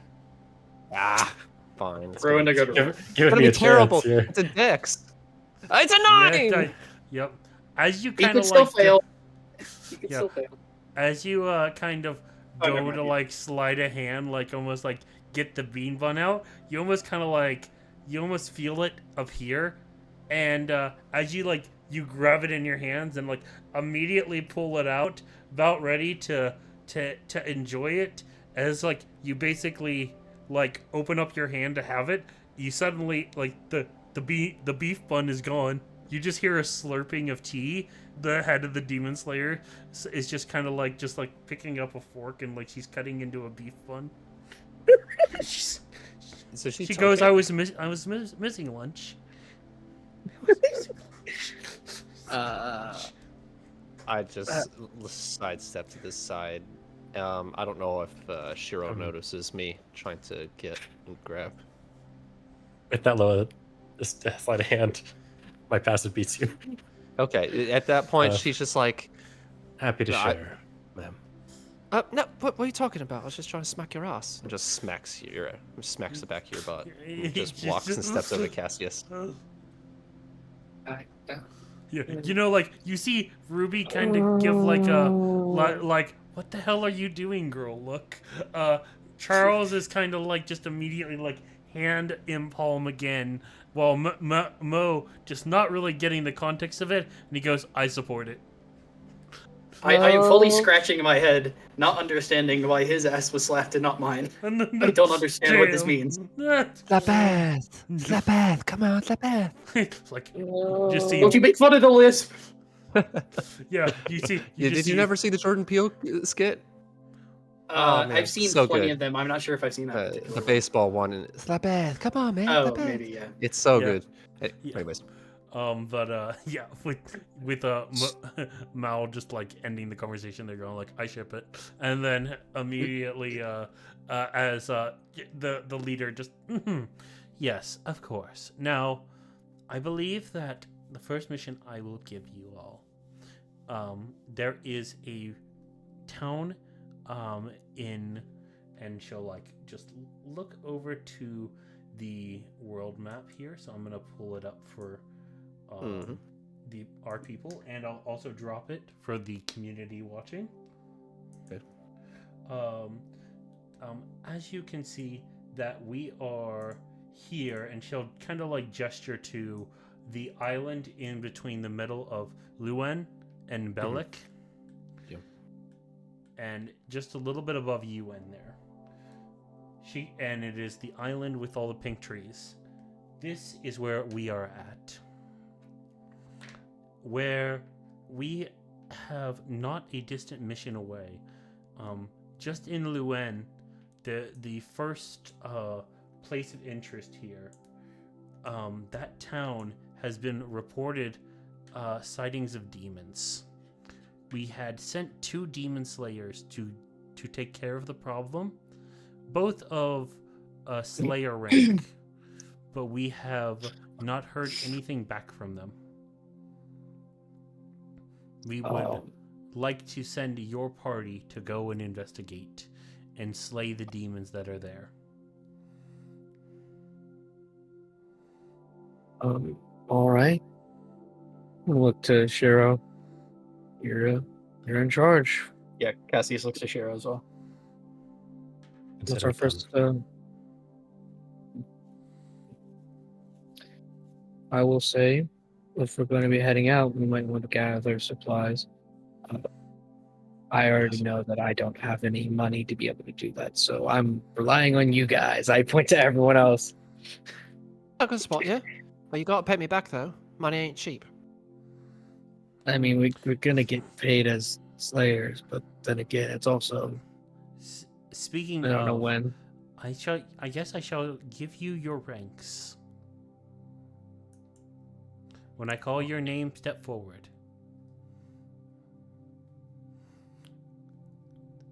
Griff, Drakewing. I'll step forward with Draconis by my side. For your bravery in the test and your abilities shown.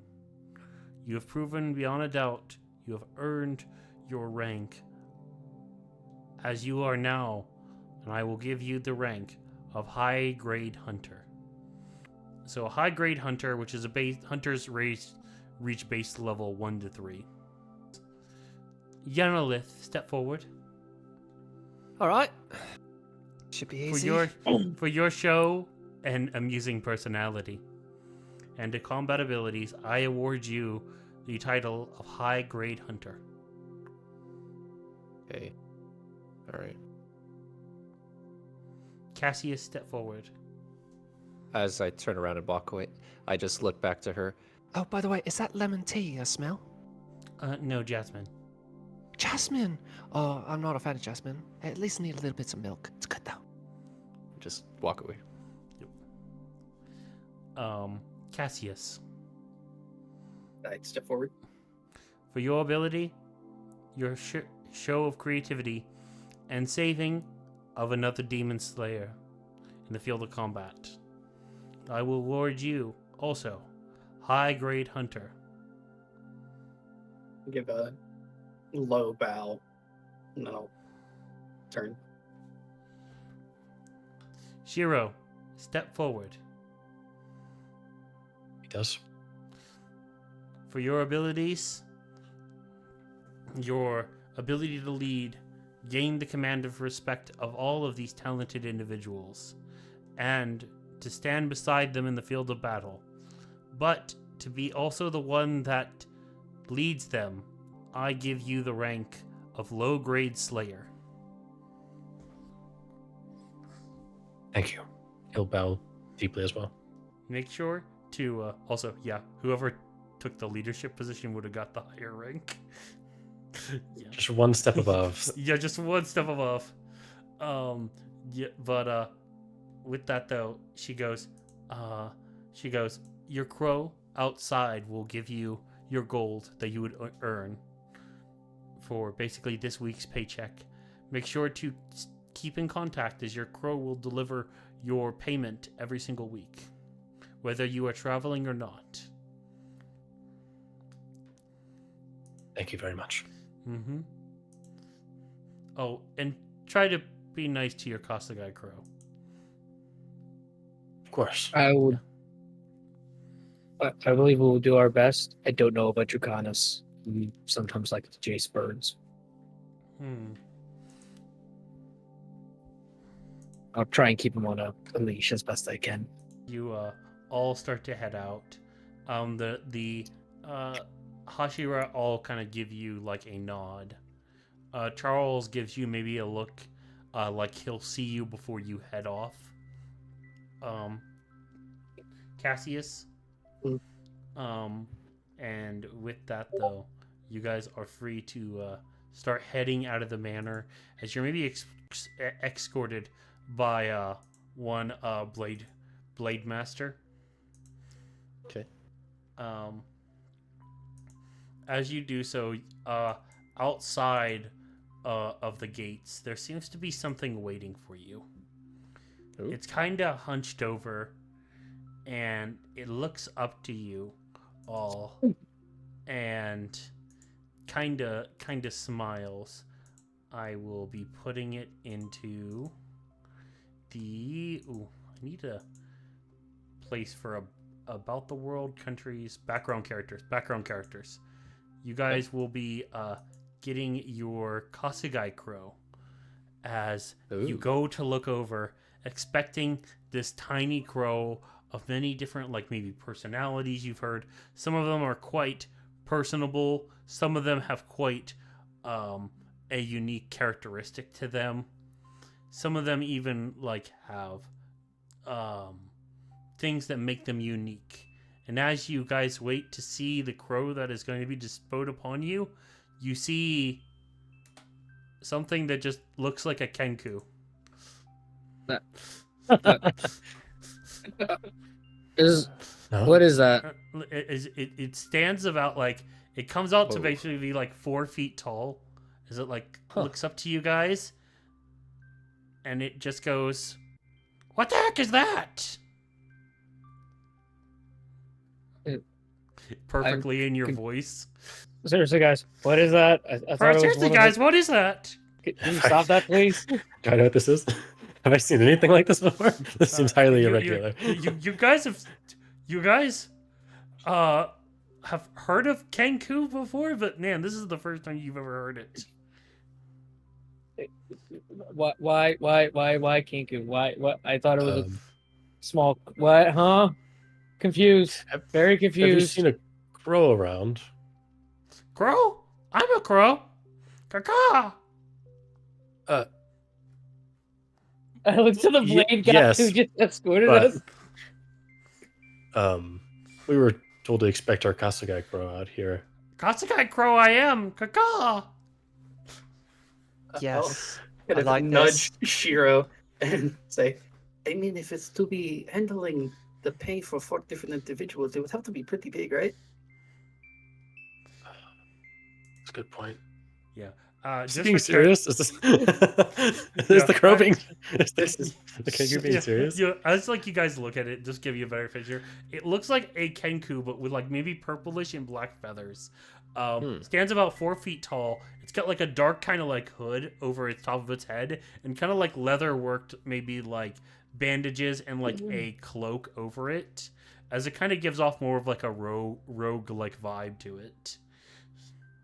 And he goes, being absolutely serious, Costco Crow I am, caca. Oh, Do you- he's do so you- cute. I like Do him. you got a name?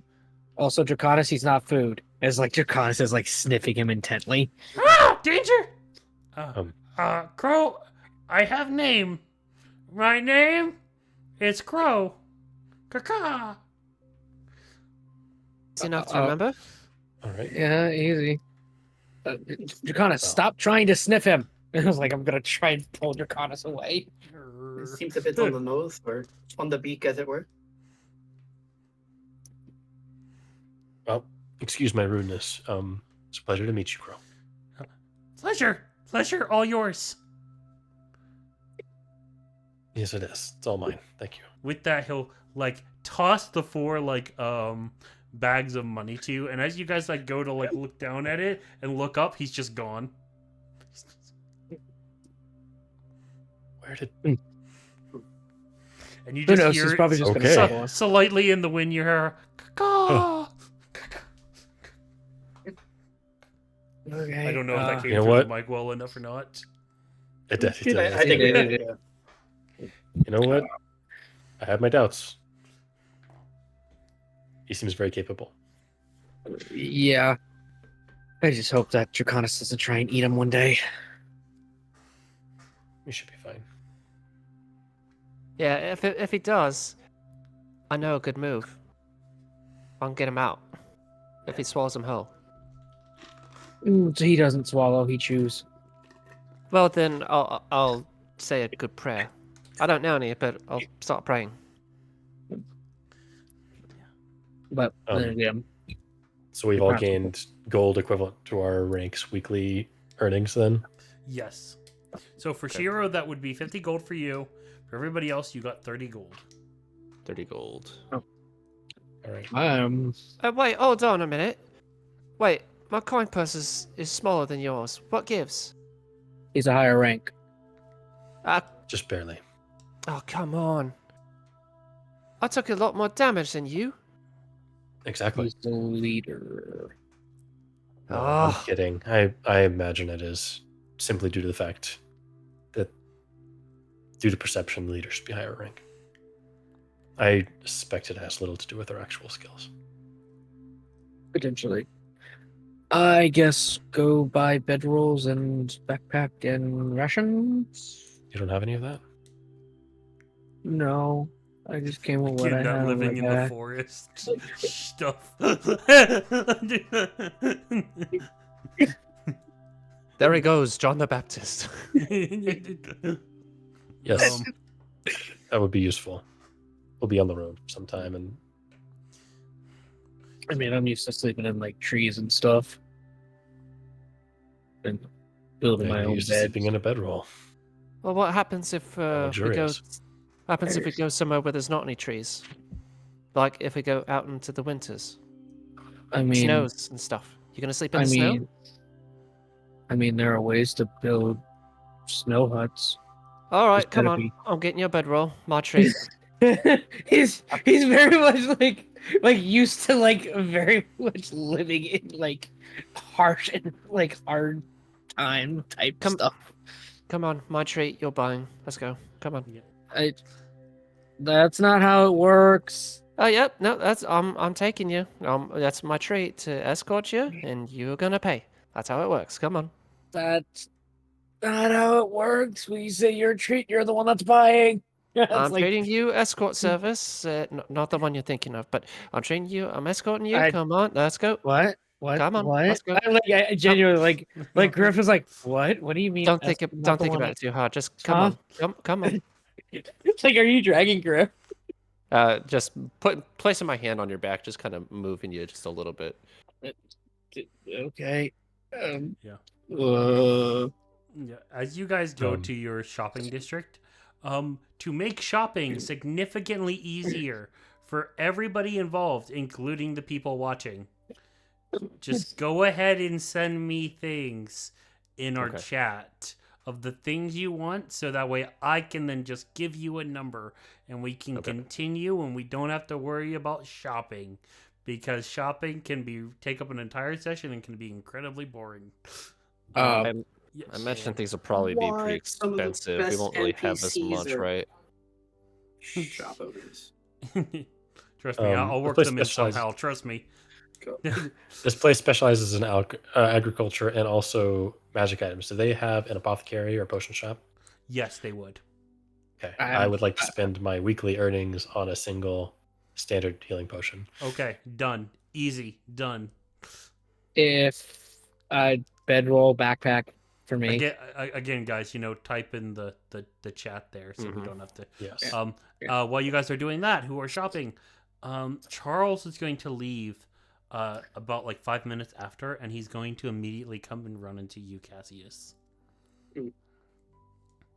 And you see Charles kind of come up to you, Cassius, as he goes, "I really thought you were going to be the leader." Why would you think that? Well, you're my student, and you definitely have the skills and the abilities. And you're my student. I'm just gonna kind of like nervously just kind of like start scratching at different parts of my body and just go, I don't take charge very well. I know. It's not your fault. It's my fault. I'm not the best at conveying feelings and emotions. And it's like he says that, he's like really squinching and like trying hard to like force it out, as you see like somebody like walk by, and he goes, "Oh, the science Hashira, can I get your autograph?" "Go and die." Go and die. And like as they like walk away, like somewhat crying, and he goes, "What did I say wrong? What did I say wrong?" I don't know. I think that was perfectly fine. And yeah, it was a conversation starter. They say it, and like I'll pull out a book in this medical journal. They say, giving a surprise question and shocking the body awake can make them think deeper in conversations. I mean, what's more shocking than death? I don't understand. Some people are a little bit soft, I think. Okay. But I wanted to give you a parting gift. I'm proud that you managed to accomplish what you have. And he's going to underneath his bandages, he's gonna like take some cloth here that he specially made for you, and he's gonna hand you your wraps there, instead of your normal wraps that you have. Charles' gift to you is giving you a +1 wraps. I will gingerly accept the gift, and then just kind of like slowly look at him and say, I don't understand. I don't feel like I deserve this. I probably should have failed the exam, and I was second best to The person who we called a leader, I haven't done anything to deserve this. But you did the thing that all demon slayers need to do. Survive. It does not matter whether or not you... It doesn't matter whether or not you got the job done the correct way. Only that either if you got it done and you survived, and you got both of those things done, you held out long enough to keep the demon there for the Hashira to arrive. And you survived. That's more than enough. 30 other people went in and only 5 came out, and you're one of the 5. That in itself is a good thing. It speaks to your strengths. Speaks to the dedication. Speaks to the medical work that I drilled into you and how amazing I am and how amazing I am at teaching you. I'm starting to see why people don't hang around me much. But anyways, you are definitely going to do quite well, Cassius. And we're going to see a lot more each other. But instead of at home, it's going to be out in the field. Yeah, I'll kind of close up the box and tuck it in my sack. I promise that I will come back from every mission until that I'm sitting beside you at the Hashira meetings. One last thing. And he's going to take out something. And in what looks like a case for a medical toolkit, he's going to give you a medicine toolkit so you could add to your sheet. I think it's a healer's kit. Mm-hmm. And in it, he's also going to give you what looks like something a little different that you've only seen him and only him have. You see what looks like a white syringe, but a part where like it's almost kind of like more advanced, as there seems to be almost like greenish liquid inside of it, a gel inside of it, and what looks like for the needles you can actually like take a needle out and replace it, so you're not reusing a needle. Yes. And Good hygiene. Yep, good hygiene. Good hygiene. And he goes, "This is an experimentation. It is," and he's gonna give you like some like supplies, and he goes, "So long as you follow these steps and clean this object every day and keep the algae that's technically inside fed and work to nurture it, this will be a medicine that you can use once a day, and it will replenish itself." So it's a once a day, basically standard health potion that will refill itself at the end of the day. Yeah, kind of as he's talking, I'm going straight to reading the rules on this. I don't want to fuck this up because I know that this is important, and I am now the only one of 2 people that ever has this. It's one of my best works. It's some of this algae that I collected, and it's really strong and it's powerful, and it's almost, and it has wonderful effects on the body, especially like reducing pain and keeping one going. I've also synergized it with a little bit of healing magic on a cellular level to help boost its effects. I'm calling it penicillin. Because Charles is, in my campaign, is Charles Fleming. Yep. Is his last name, which Flemings is the man who invented penicillin. Nice. Yeah, when you sent me the name for it, I recognized the last Yeah. name. Yeah. I didn't think you were going to bring it up in the campaign. Yeah, but no, he invented penicillin here. Penicillin. Yep. Penicillin is what he... Let me guess. When Drastically is different, it? guys. It has healing magic in it. Mm. But, yeah, no, Yeah, the but it's algae gonna thing hurt when is it goes okay. in. Yeah, but, he goes, "You'll have one day heal health potion here." So basically, you guys have a permanent 1 day health potion with you guys, thanks to Charles. Oh. gift. Hmm. Basically, Alright, you can cool. use it once a day, and then you have to wait for like the healing magic and then like the algae to kind of repopulate itself back in it, and then you switch out Nice. another needle, and then you can use it again. I like that. So essentially, Cool. keep junk alive. Yep. Or at least that, yeah. And have somebody who knows how to use that. Yeah, I'm gonna burn the rules so that only I know how to use this. It dies with me. But no, Would alive. Charles be as mad? far I'm as not people doing that, of going, course. as far as people being like, well, that's too powerful.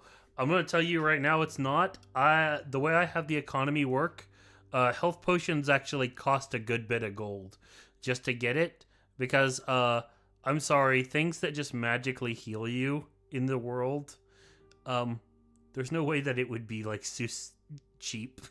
There's no way it would be cheap in the world of D&D. So I'm making health potions actually cost stuff. Gray just had to use his week's worth of salary just to buy a standard health potion there. And we're running a low healing based campaign. You may get more healing in the future, but we're not going to be like, oh, we stock up on all these stupid potions so we all survive. But I'm balancing combats to adjust for that. Yeah, gotta and we get are rid of not some running proficiency healers in one our of these party times.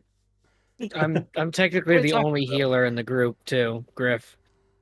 And you're a ranger, and you forgot to prep your spells. Yeah, first and the game. one time it was actually necessary, it just wasn't there magically. Yeah, he I- just wants Yeah, call me out on it, man. You don't gotta keep calling me out. I'm forgetting to prep my Never spell. letting it down. It's immortalized on the internet now. I know. I even referenced it in the first episode. Y'all screamed at me. Shame, shame, shame.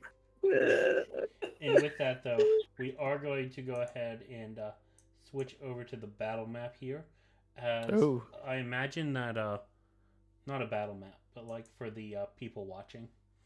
Okay. So for the people watching, Shiro is already at the island here.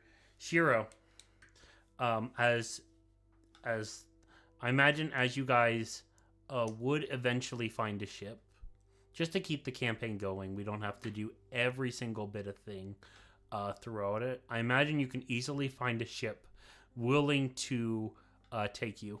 What is it, Cassius? I also want to make a note that I am buying fresh ingredients for all of my stuff. This is an agricultural town, and they should have a lot of stuff for me to make some high quality things. So I want to stock up on some of that, and then some preservatives as well to try Yay, to make stuff breakfast. last. Yeah. And lunch just- and dinner. Nice. Yay! Food. So Just give me a price for the approximation for how long this trip is going to last, and I'll shell that out. Yeah, you guys are gonna. So I'm gonna be explaining that a little bit here.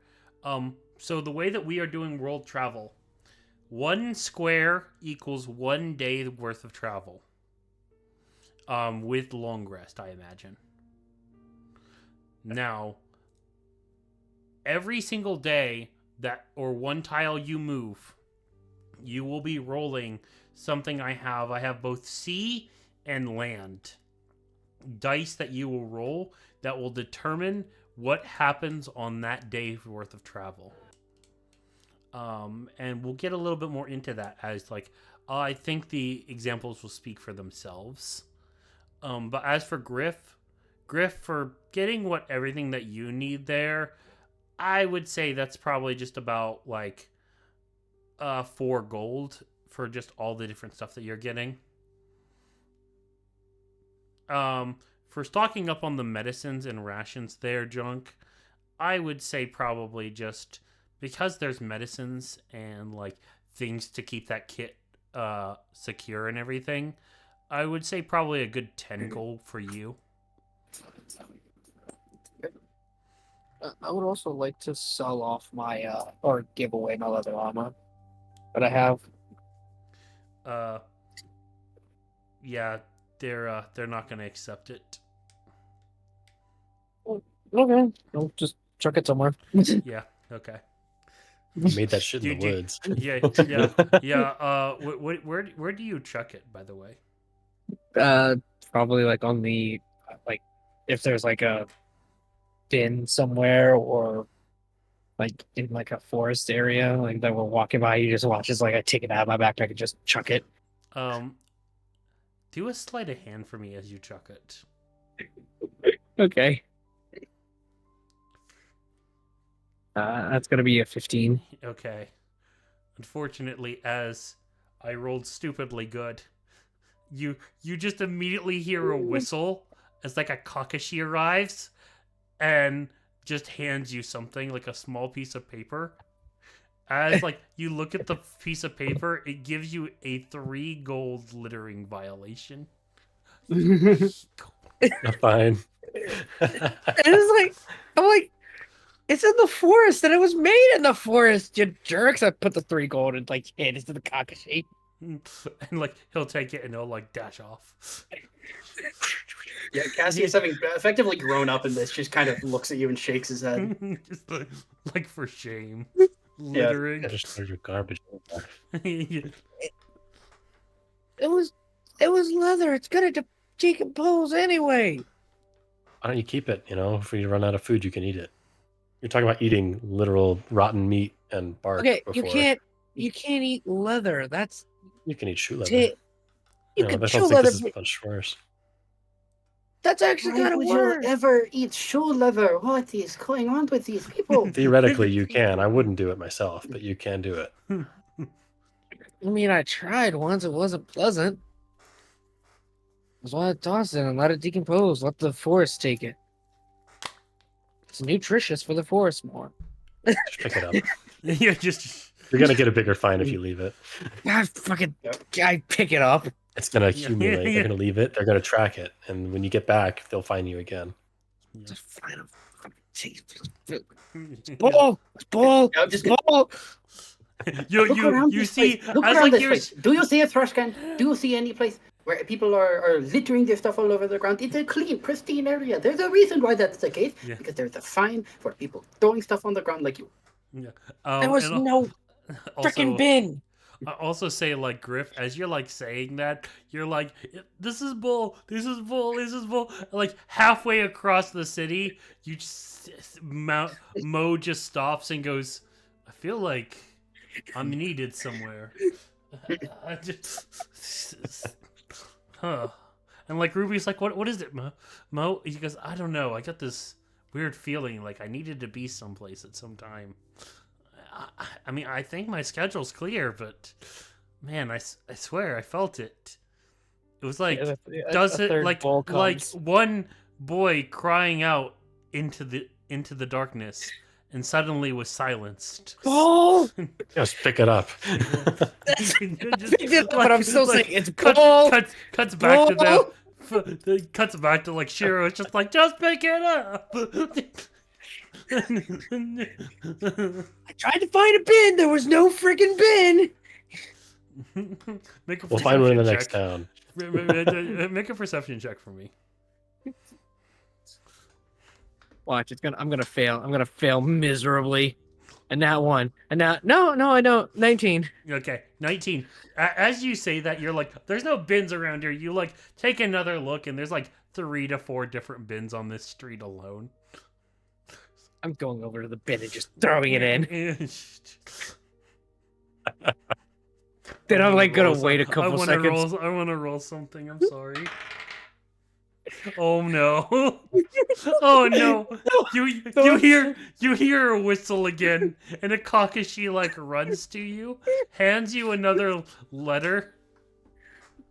I look at it. You look at the letter. It says didn't put in the right bin.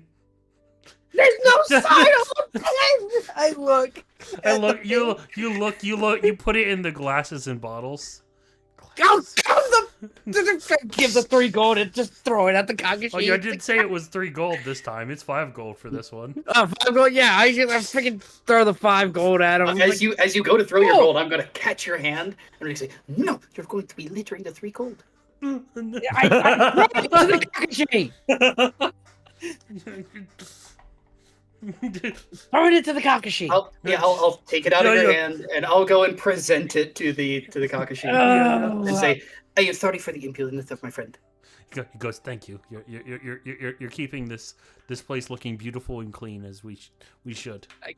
I go to the each bin and like look at them. Like the one's the glass and bottle. Look at the next one. What's this one? Is this the leather one? No. Go to the next one. This is the leather one. It's a Throw it like in. that bin will be like metals, armors, and leathers. Yeah, I find it. I just throw it in. It's bull. It's bull. It's bull. It's like, and you just hear halfway across the city, you literally hear Mo go, "What am I forgetting about?" What am I forgetting? He sees his version of the bat symbol. Yeah, he just. Oh. That's bull. It's bull. It's just stupid. Come on, time to leave. Yeah. Oh, it's about to go. I'm going. You don't gotta get your freaking loincloth in a twist. As we start heading onto the boat and you guys progress onto your journey, would you guys like to RP anything that you do on your travels, or would you guys like to play the game of rolling the dice and see what happens on each day of travel? We'll eventually do that no matter what. Yeah. I kind of like this just because it gives you guys some stuff out of combat, out of like, because like you guys can bond over like what happens during the travel. Yeah, I like it as well. It's a fun system. I will RP with both Shiro and Cassius and then like have like this little pad that you see with like a chalk. And I'm like, give me all the rules of each village. Train me. This is gonna take a while. I don't care. And as you guys start comparing and like contrasting, you realize that there's different rules for different villages. Yeah, And then I was gonna say. there's some overlap, but there's some not overlap. And there's a couple of universal ones like don't litter, Yeah. put your trash in the right bin. Yeah. I'm just used to just throwing it on the ground when you're done with it. It's bull. I mean, if you pay attention to the math, it's a stacking fine. The first fine is for throwing something on the ground, and the second fine is just for general disrespect, which you can be fined for by itself. You also have to be fined for the inconvenience of causing one of the Kakashi to have to go through the bins and actually find misplaced waste and put it in the correct Yeah, see, that's why that one's so much higher. receptacle. And don't remember, I don't prefer forget, the if you- wilds. just remember, if you bad talk them, they might arrest you for it. I prefer the wilds. It's easy and simple. Oh, and don't forget, don't say anything nasty on social media. They're getting crazy right now. They're arresting people left and right. Huh? I don't know. God, Jesus Word of mouth Christ. gets out everywhere these days. Just saying, protect yourself. And like as you like see that, like Kenku just suddenly appears beside you and goes, "Doo-doo." It does like the Twitter sound, and it like and then disappears again. Yellow's like, "Oh, I need to check that. I need to check with him." No, Griff is just gonna look at like Oh, Cassius please. and Shiro and just be like after he's written everything down, he's just like, I prefer the wilds. It was simpler, easier. And like you hear me like slam my head into like the table or the deck that we're near. You get used to it. It's okay. It takes a couple of years for you to be able to get everything done, but I mean, the good thing is apparently you were stuck with both of us, and we know what we're doing. Yeah, great.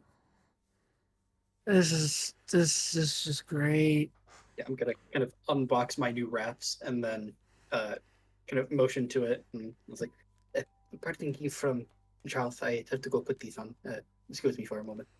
And I'll Okay. go and try to find a private quarters, close the door, and kind of sit back against the door just to ensure no intrusion as I kind of slowly and meticulously unwrap my wraps, and then kind of look down at my hands and arms that are not what I want them to look like, not what I was used to long ago, and then wrap them back up with the new pristine wraps, taking absolute care to cover every inch and to try to leave enough so that I can do the Charles thing where he, whips out the wraps and uses it as its own kind of weapon.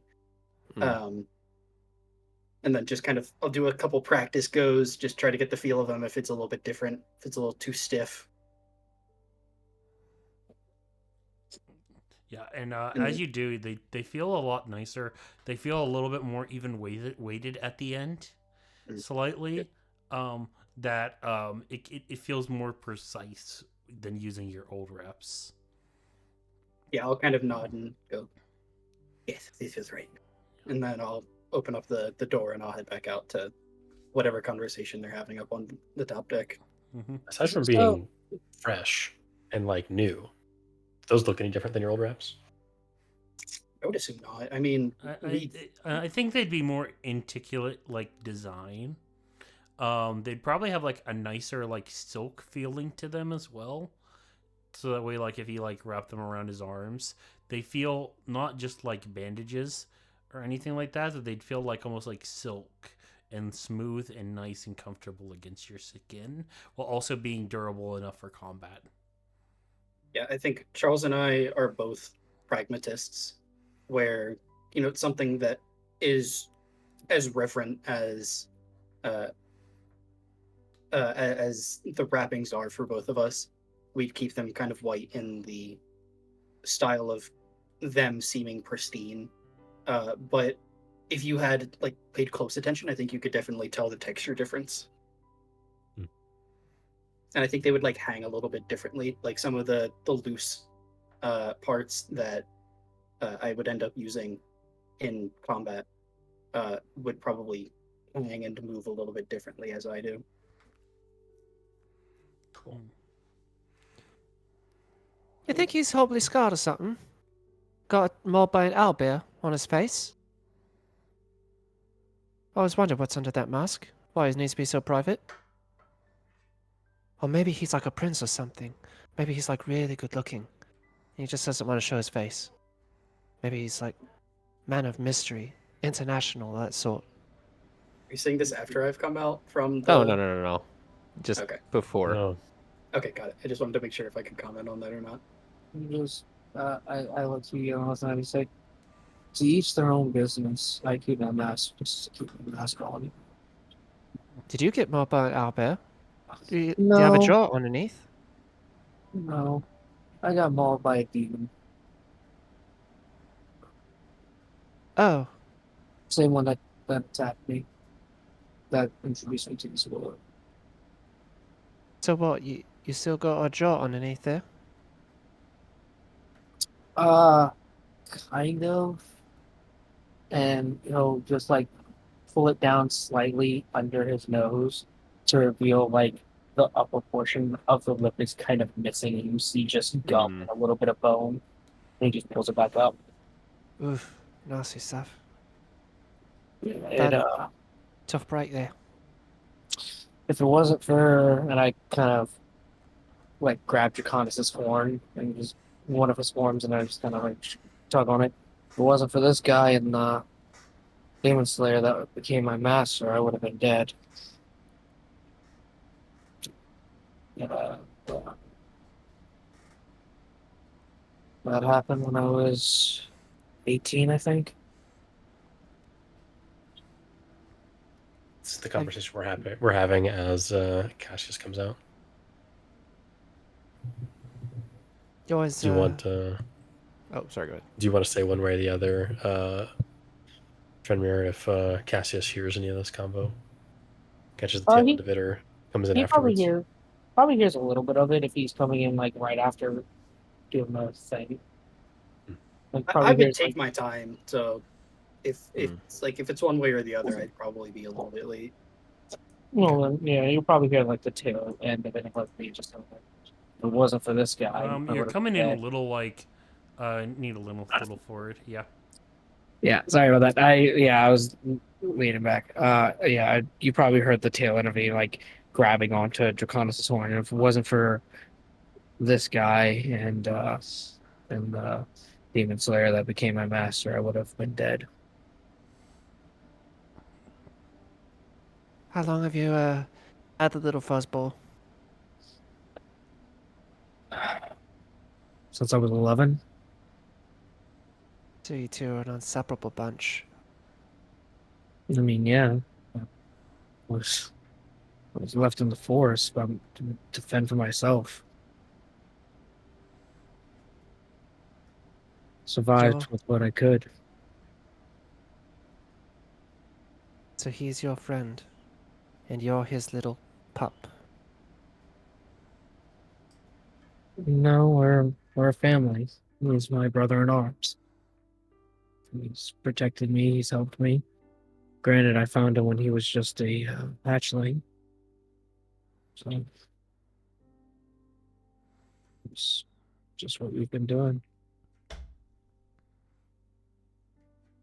Oh, always amazes me what you see here in the world. I've seen a lot of things. Probably some really odd things, but I think sometimes it's good to see a little bit of weird every now and then like that. It's helpful, it seems like. He's such a good boy. Aren't you a good boy? Yes, you are. Yes, you are. You're petting him? Just looking at him for a moment. He kind of like gives like a shake, and kind of you see the draconic like scaly tail that has a little bit of like fur that's almost like scales, I guess, kind of like wagging back and forth. Can I pet him again? It's fine by me. He doesn't seem to not like it.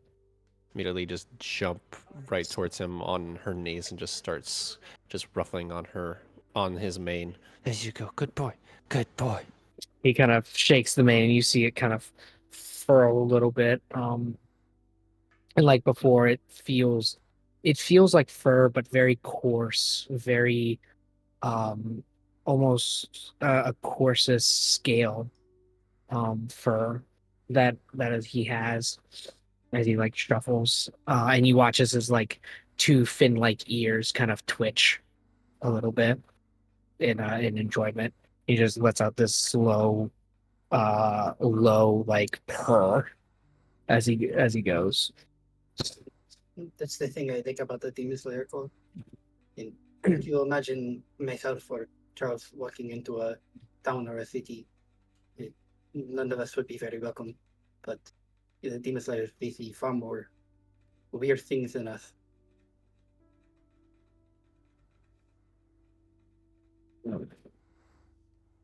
Yeah. Then again, I didn't expect any of those things to actually exist. Creatures like that, the demons. They're monsters that need to be exterminated. No matter what.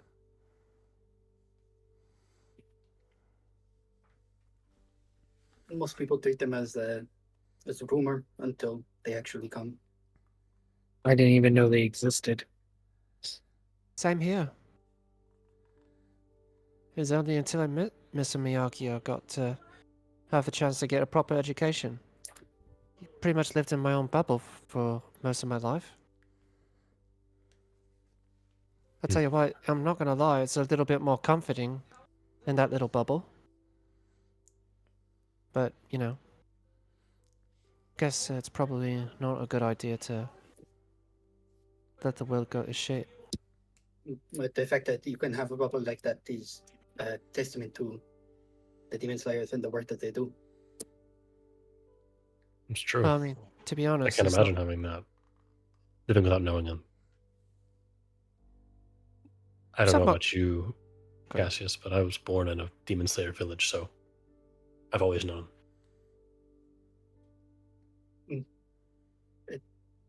Xanthres was actually the first place that the demons decided to show themselves in full force. So, growing up in Xanthres, I always know, but I grew up in a monastery, and I don't know if you guys know of the monasteries, but they provide safety for travelers and merchants and anybody who needs a safe haven as they go from one place to the next. And that was where I was born and where I grew up. But there was, when I was very young, a group of demons ended up making their way very close. So from a young age, I knew all too much about the demons.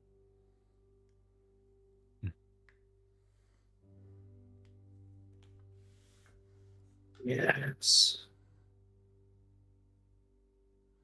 a scary thing. Honestly, I wish I didn't know about the demons, but I'm glad I do. I'm glad I can stop them.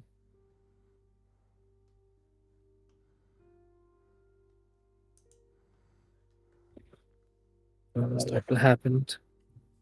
What happened to that family to happen to anyone else? Try to prevent as much as that as possible. Good. Well, that's what we're going to do. Just a few more days. And we'll reach our mission.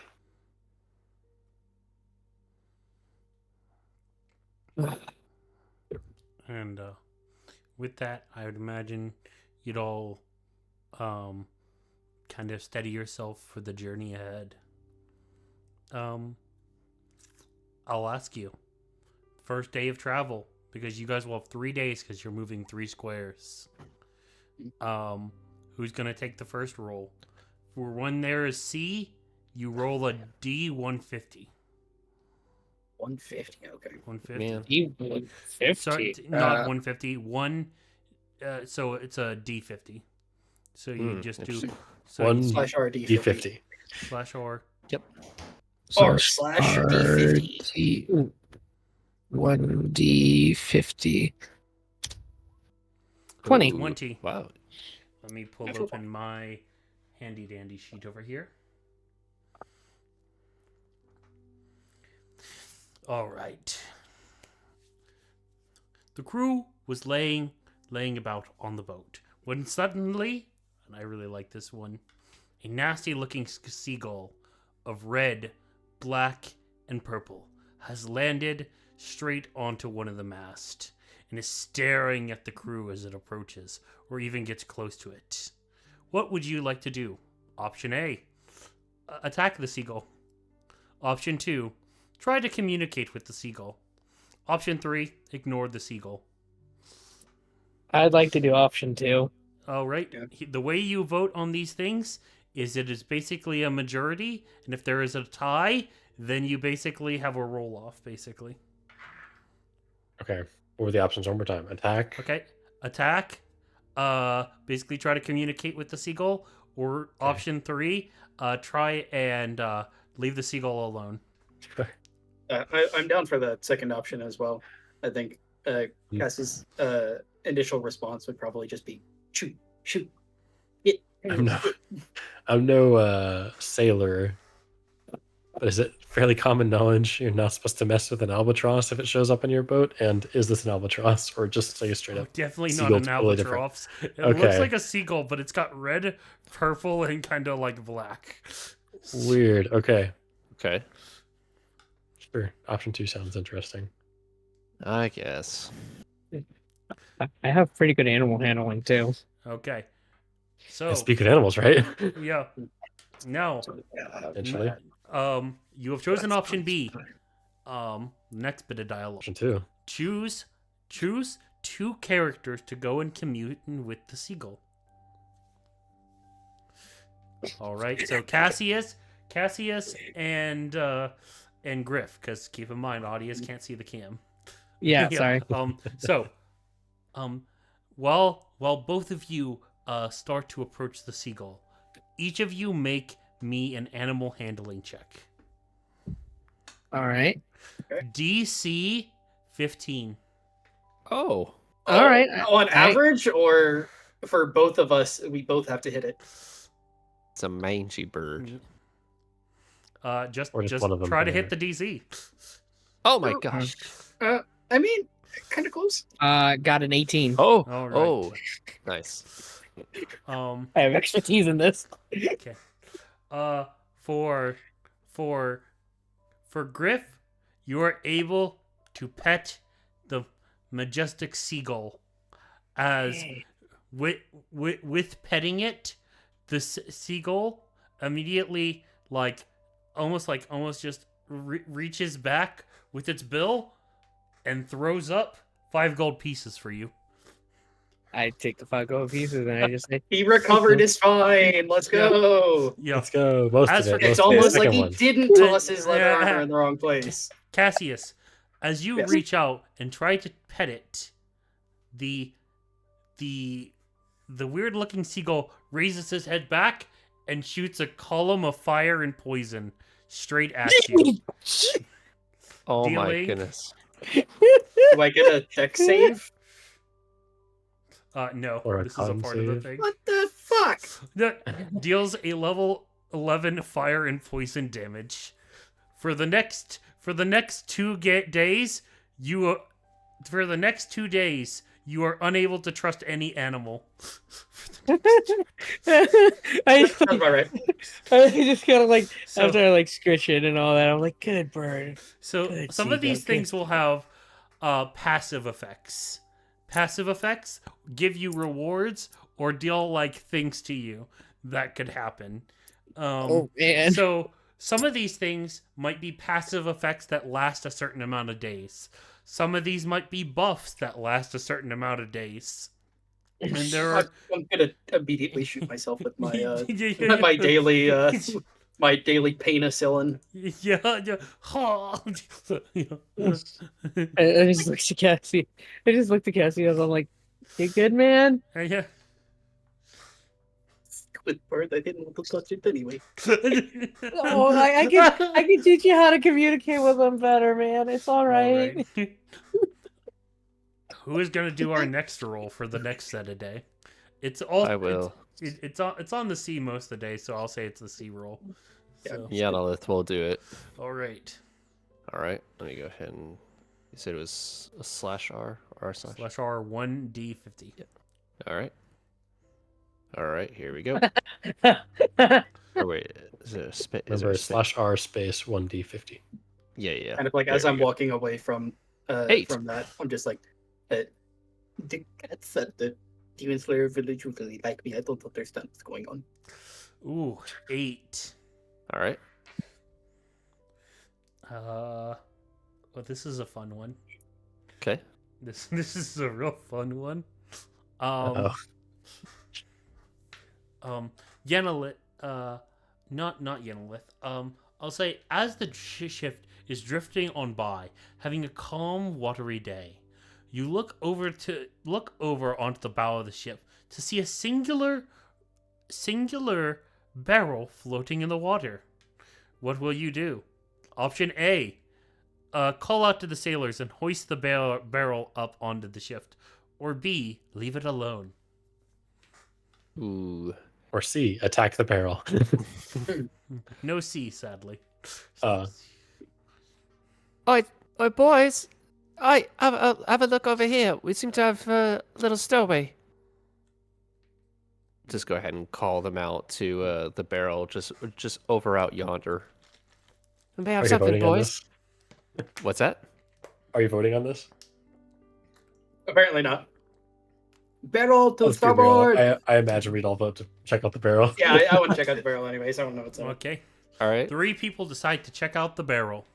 Yeah. Select one player here to, and just to let everybody know, I did not look this up. I created this all on my own. Okay. Select one player to open the barrel. Oh, of course, it has to be me. Yeah. So you're, Yeah, you're we'll say spearheading that I'm in the endeavor. crow's nest to go and punch any birds that decide to land on the mast.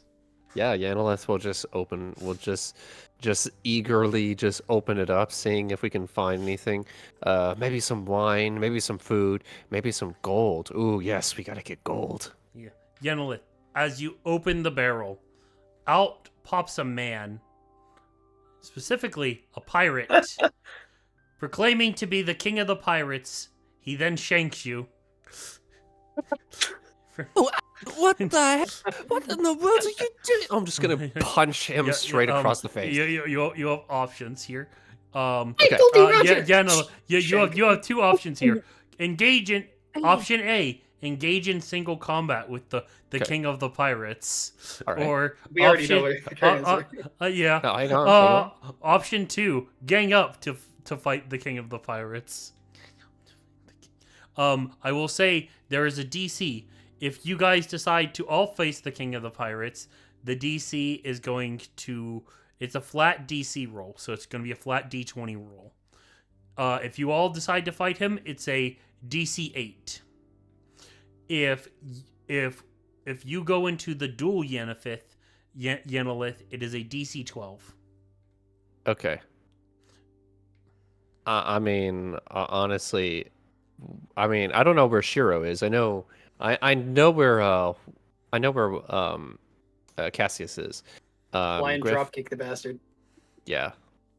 I'm just going ahead and just taking the first punch. Well, you guys have to select that as a group. Yeah. I'm taking the first punch. I know what I'm doing. If anybody wants to spectate, Are you doing it as a? Do you want to do it as a single combat duel, or do you want to do it as a group? I'll let you guys decide.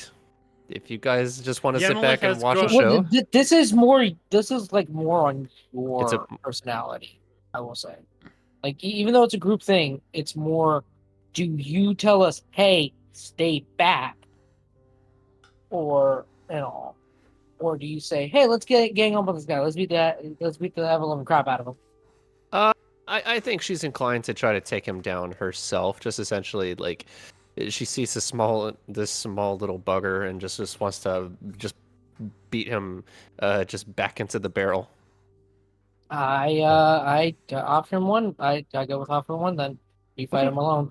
Okay. He's Yeah, not a I'll demon. I don't dropkick care to him fight him. only after Yenlith falls unconscious. Yeah. If she does. Yep. I'll do what it is. All right. Roll me a flat D20 here. Oh, okay. D20. Here we go. I'll just go ahead and just do this. Oh my gosh! Hey! No, Yeah. natural 20. Nat 20. Let's go. Wow, Yennefer, that's the first. in your fight against the pirate king, you managed to defeat the pirate king. For the rest of the campaign, you roll advantage against any pirate that you fight in the near future or in the campaign. Whoa. Advantage okay. on like attack rolls? Or on like intimidation or like persuasion. Attack rolls. anything? Oh. Whoa. You have advantage Sick, against free fighting reckless. pirates now. I have advantage on fighting pirates. Okay, I'm gonna Specifically that. pirates. Yeah, Yenlith is probably the least impactful person that could have landed on, just because she can do it anyways with reckless. right. with reckless. Well, but at the same Now time, she doesn't they have to don't do need reckless. yeah, now she doesn't have to reckless, which is good. Exactly. So I'll have to write that as like a feature or something. Yeah, But so that's like cool. some of these things Please are make a kind of note. like- fun a Like, little it's, bit. I'll put it on my sheet as like a feature, as like a Vested. custom feat. King of the Pirates. Advantage against pirates. Yeah, I've essentially just punched him, like twisted him like a corkscrew back into the barrel, just slammed it, and I don't know how you want it to go, DM, but it just like my thought is just slam it back shut and just throw him back over the boat. Oh, It's like also, I'm not having any of that. if nobody gets the reference, it's also how Luffy is introduced in One Piece. Oh yeah. It's how It is. Luffy Yeah. pops out of a barrel. Yeah. Knocks two people out. Ore wa kaizoku ni naru. Yep. Okay. But I like to have a little bit of fun with this. Also, you're getting a little bit of a taste of like what these things can do. Some of them are just Love it. funny. Some of them are just kind of like they could be useful depending on what you get and what you can receive. Yeah. Oh, that was fun. Day 3. All right. Now day 3. Who wants to roll it? Preferably somebody who hasn't rolled it yet. I got Okay. it. Cassius. I will say, because you will technically, the day 3 will be ending on the town. So whatever happens during this, you guys will then roll it.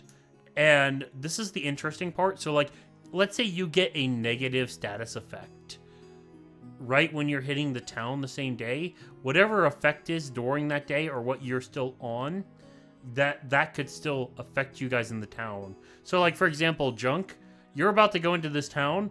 If there's animals in this town, you're still under the effect of not trusting animals for 2 days. So just keep that in mind when you guys do these. You could say, I don't trust this for this amount of days, or I don't like this for this amount of days, or whatnot. That kind of stuff will carry over. Oh, low rolls on these D50s. A 13. Oh, Lucky sorry. Now that you're on land, the land is a D100. Oh, okay. Well, 33. Ooh, Odd. I like this one. This one's a fun one. You said that about all of them. Yeah. I made these for fun, bro. I made these for fun. Made a good list. Yeah. As you're traveling down one of the winding roads, heading towards your destination, you're stopped as in the middle of the road lies a wizard. Do you approach the wizard, or do you seek another way? Does the wizard appear to be hurt? No, the wizard appears to be completely healthy.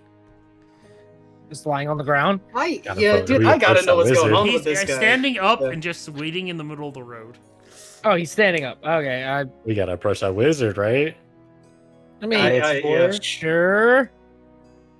I mean, sure. We must interact with the wizard. I mean, I'm fine with approaching the wizard. All right, you approach the wizard. As you approach the wizard goes, I've been expecting you, travelers. It is quite some time since I found some as worthy as you in this plane and dimension. Now, I ask you to pick what your destiny lies. And what is behind gate number 1? And he, like, opens a mystical, magical gate, appears, and then he goes, gate number 2, and you see a shadowy, dimension appear, and then you'll see, like, a third gate also pop up. And he goes, behind one of these illusionary gates is a wagon. A brand spanking new wagon. It's got unique wheels. It's got 2 set of 2 horsepower, and it is quite outfitted for all your traveling needs. Now, and he kind of goes to one of you. Who wants to be the contestant? Cassius? Yeah. Cassius? Can I try to make a read on his just like the way that he presented it as to which one, like an insight check on which one may have it, just based on like him trying to lead us in one direction, or particularly enthusiastic roll about me something. Insight. We stumbled into a game show, guys. Okay, it is 12, not Nope. fantastic. Unfortunately, you can't tell, but he goes, no, pick any of the 3 magical gates. Can I try to assist him and see if I can get some kind of read on what lies behind the doors? Since I'm proficient with Arcana. If it's just no, that's fine. No, sorry. That's not Okay. These things are a little bit more for fun than they are for like trying to metagame them and stuff. I'm just kind of like looking forward and like glancing around, just kind of scratching at my head, and I'm like, it has to be gate number 1. Gate number 1. And he goes, now, is that your final decision, contestant? I'm gonna turn around. Is it my final decision? I don't know. Statistically, your odds of guessing correct go up if you change your answer now. That's not how that works. It's only if he reveals something that it's not. That's what I was about to do. I'm about to throw you the Monty Hall problem. That's why he's the 33% chance. Are you gonna show me which gate it's not? Yeah, and so like as you go yes, he goes, now wait, and he goes over to the second gate, and he like opens it up to show a pit of vipers. Oh no. To then basically Hey, don't close those vipers. then he closes it. And then he goes, would you like to switch your answer now? There it is. That's what it was. No, I have to go with gate number 3. Gate number 3. Please step through gate number 3. Please got tell me this. we get a wagon. Please tell me we get a wagon. Please tell me we get a wagon. We get a badass wagon. You got this. I'm gonna slap you on the back as you have to go forward. Do you take a step forward? Yes. Okay. As you go forward, it takes about 10 seconds as you don't see him come out the other side. Suddenly, Cassius jumps back through as he has just spent the last day in the plains of fire. As he has guessed the wrong door. Cassius, for the next 6 days, you will be afraid of fire. Oh my no. Why is Cassius getting the bad stuff? Is that, just No. regular fire, or is he gonna be afraid of my I swords tell you right going now. up? So I tell you right now, the wagon was door number 1, the pit of vipers was B, and the fiery plains was number 3. Damn it, man. I don't know. I think he got a good deal. I got shanked Played by that as just about as some well as you little kid. could. I Yeah. got 5 gold. Hey, that's 5 gold. Why did Now I he get the doesn't- best Now he option? doesn't trust animals, and he's afraid of fire. What if there's a fiery animal? Well, He's gonna be running for the hills, and I'm gonna be like, "No, Cassius, it's a friend." Flight of the Phoenix. Does the Drake count as an animal, or is he a dragon? Yes, Yeah, he I'm does. keeping my distance from the Yes. dog. Yes. Does the white fire on my swords count as fire? Is he afraid of that too? If I light them up, we'll find out, I guess. Yeah, I guess. Oh God! But I will- obviously, you guys see what I do here with travel. I want to make it fun. I want it No, there to we be sh- fun in this. You should have said Oh. door number 3, then switch to door number 1, man. That's what they normally do. He did switch the door. He said door 1, and then he switched to 3. No, that's He's just saying he should have guessed right. That's Yeah, all. I was just saying, like, you should have guessed number 3 first, then number 1. That's how you should have done it. Yeah. No, I Hindsight's thought 2020, bastard. when I was coming up with these, I got the 33, and then I'm like, I want to drop the Monty Hall problem. I just want to do because people still argue about whether it's 50% or whether it's 33%. You know what I mean? Mythbusters actually freaking tested it, dude. And I wanted to do it, and it's very fun. It was just a very fun little thing I thought to tie in the number sense to it. I love it. Yeah. Just but- gonna kick rocks. as Now I we're walk nice and away. debuffed for our mission. Let's go. Who's Kind wait? Just you like- mostly. It's the royal we, though. Yeah, The royal Giannis we. will kind of step up, see that you're kind of like down, and just kind of nuzzle against you to try and comfort you. I'm jumping away.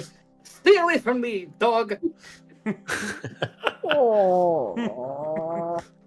He kind of. And I'm just gonna kind of like just yank at my my rope. Oh, these animals are up to something nefarious. I can smell it. I just looked at you. I think he's going insane. He's had a rough couple of days. But they're That not. bird- He did the fiery poison. I've never seen a bird like that.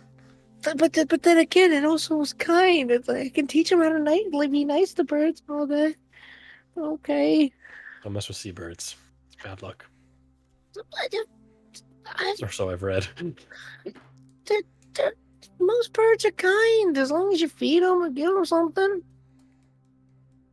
What'd you I feed don't it? know what- I fed it a little bit of jerky. I didn't see you feed a turkey. I thought you just pet it. Well, I'm also really good with animals, so I was able to like pet it, and then I fed it jerky. Fair enough. Guess you've got to tell him. That's what you get when you live Anyway, in we're the almost to woods. town. Yeah, let's go. It's all right. It's all right, Cassius. Hey, come on, he's all right.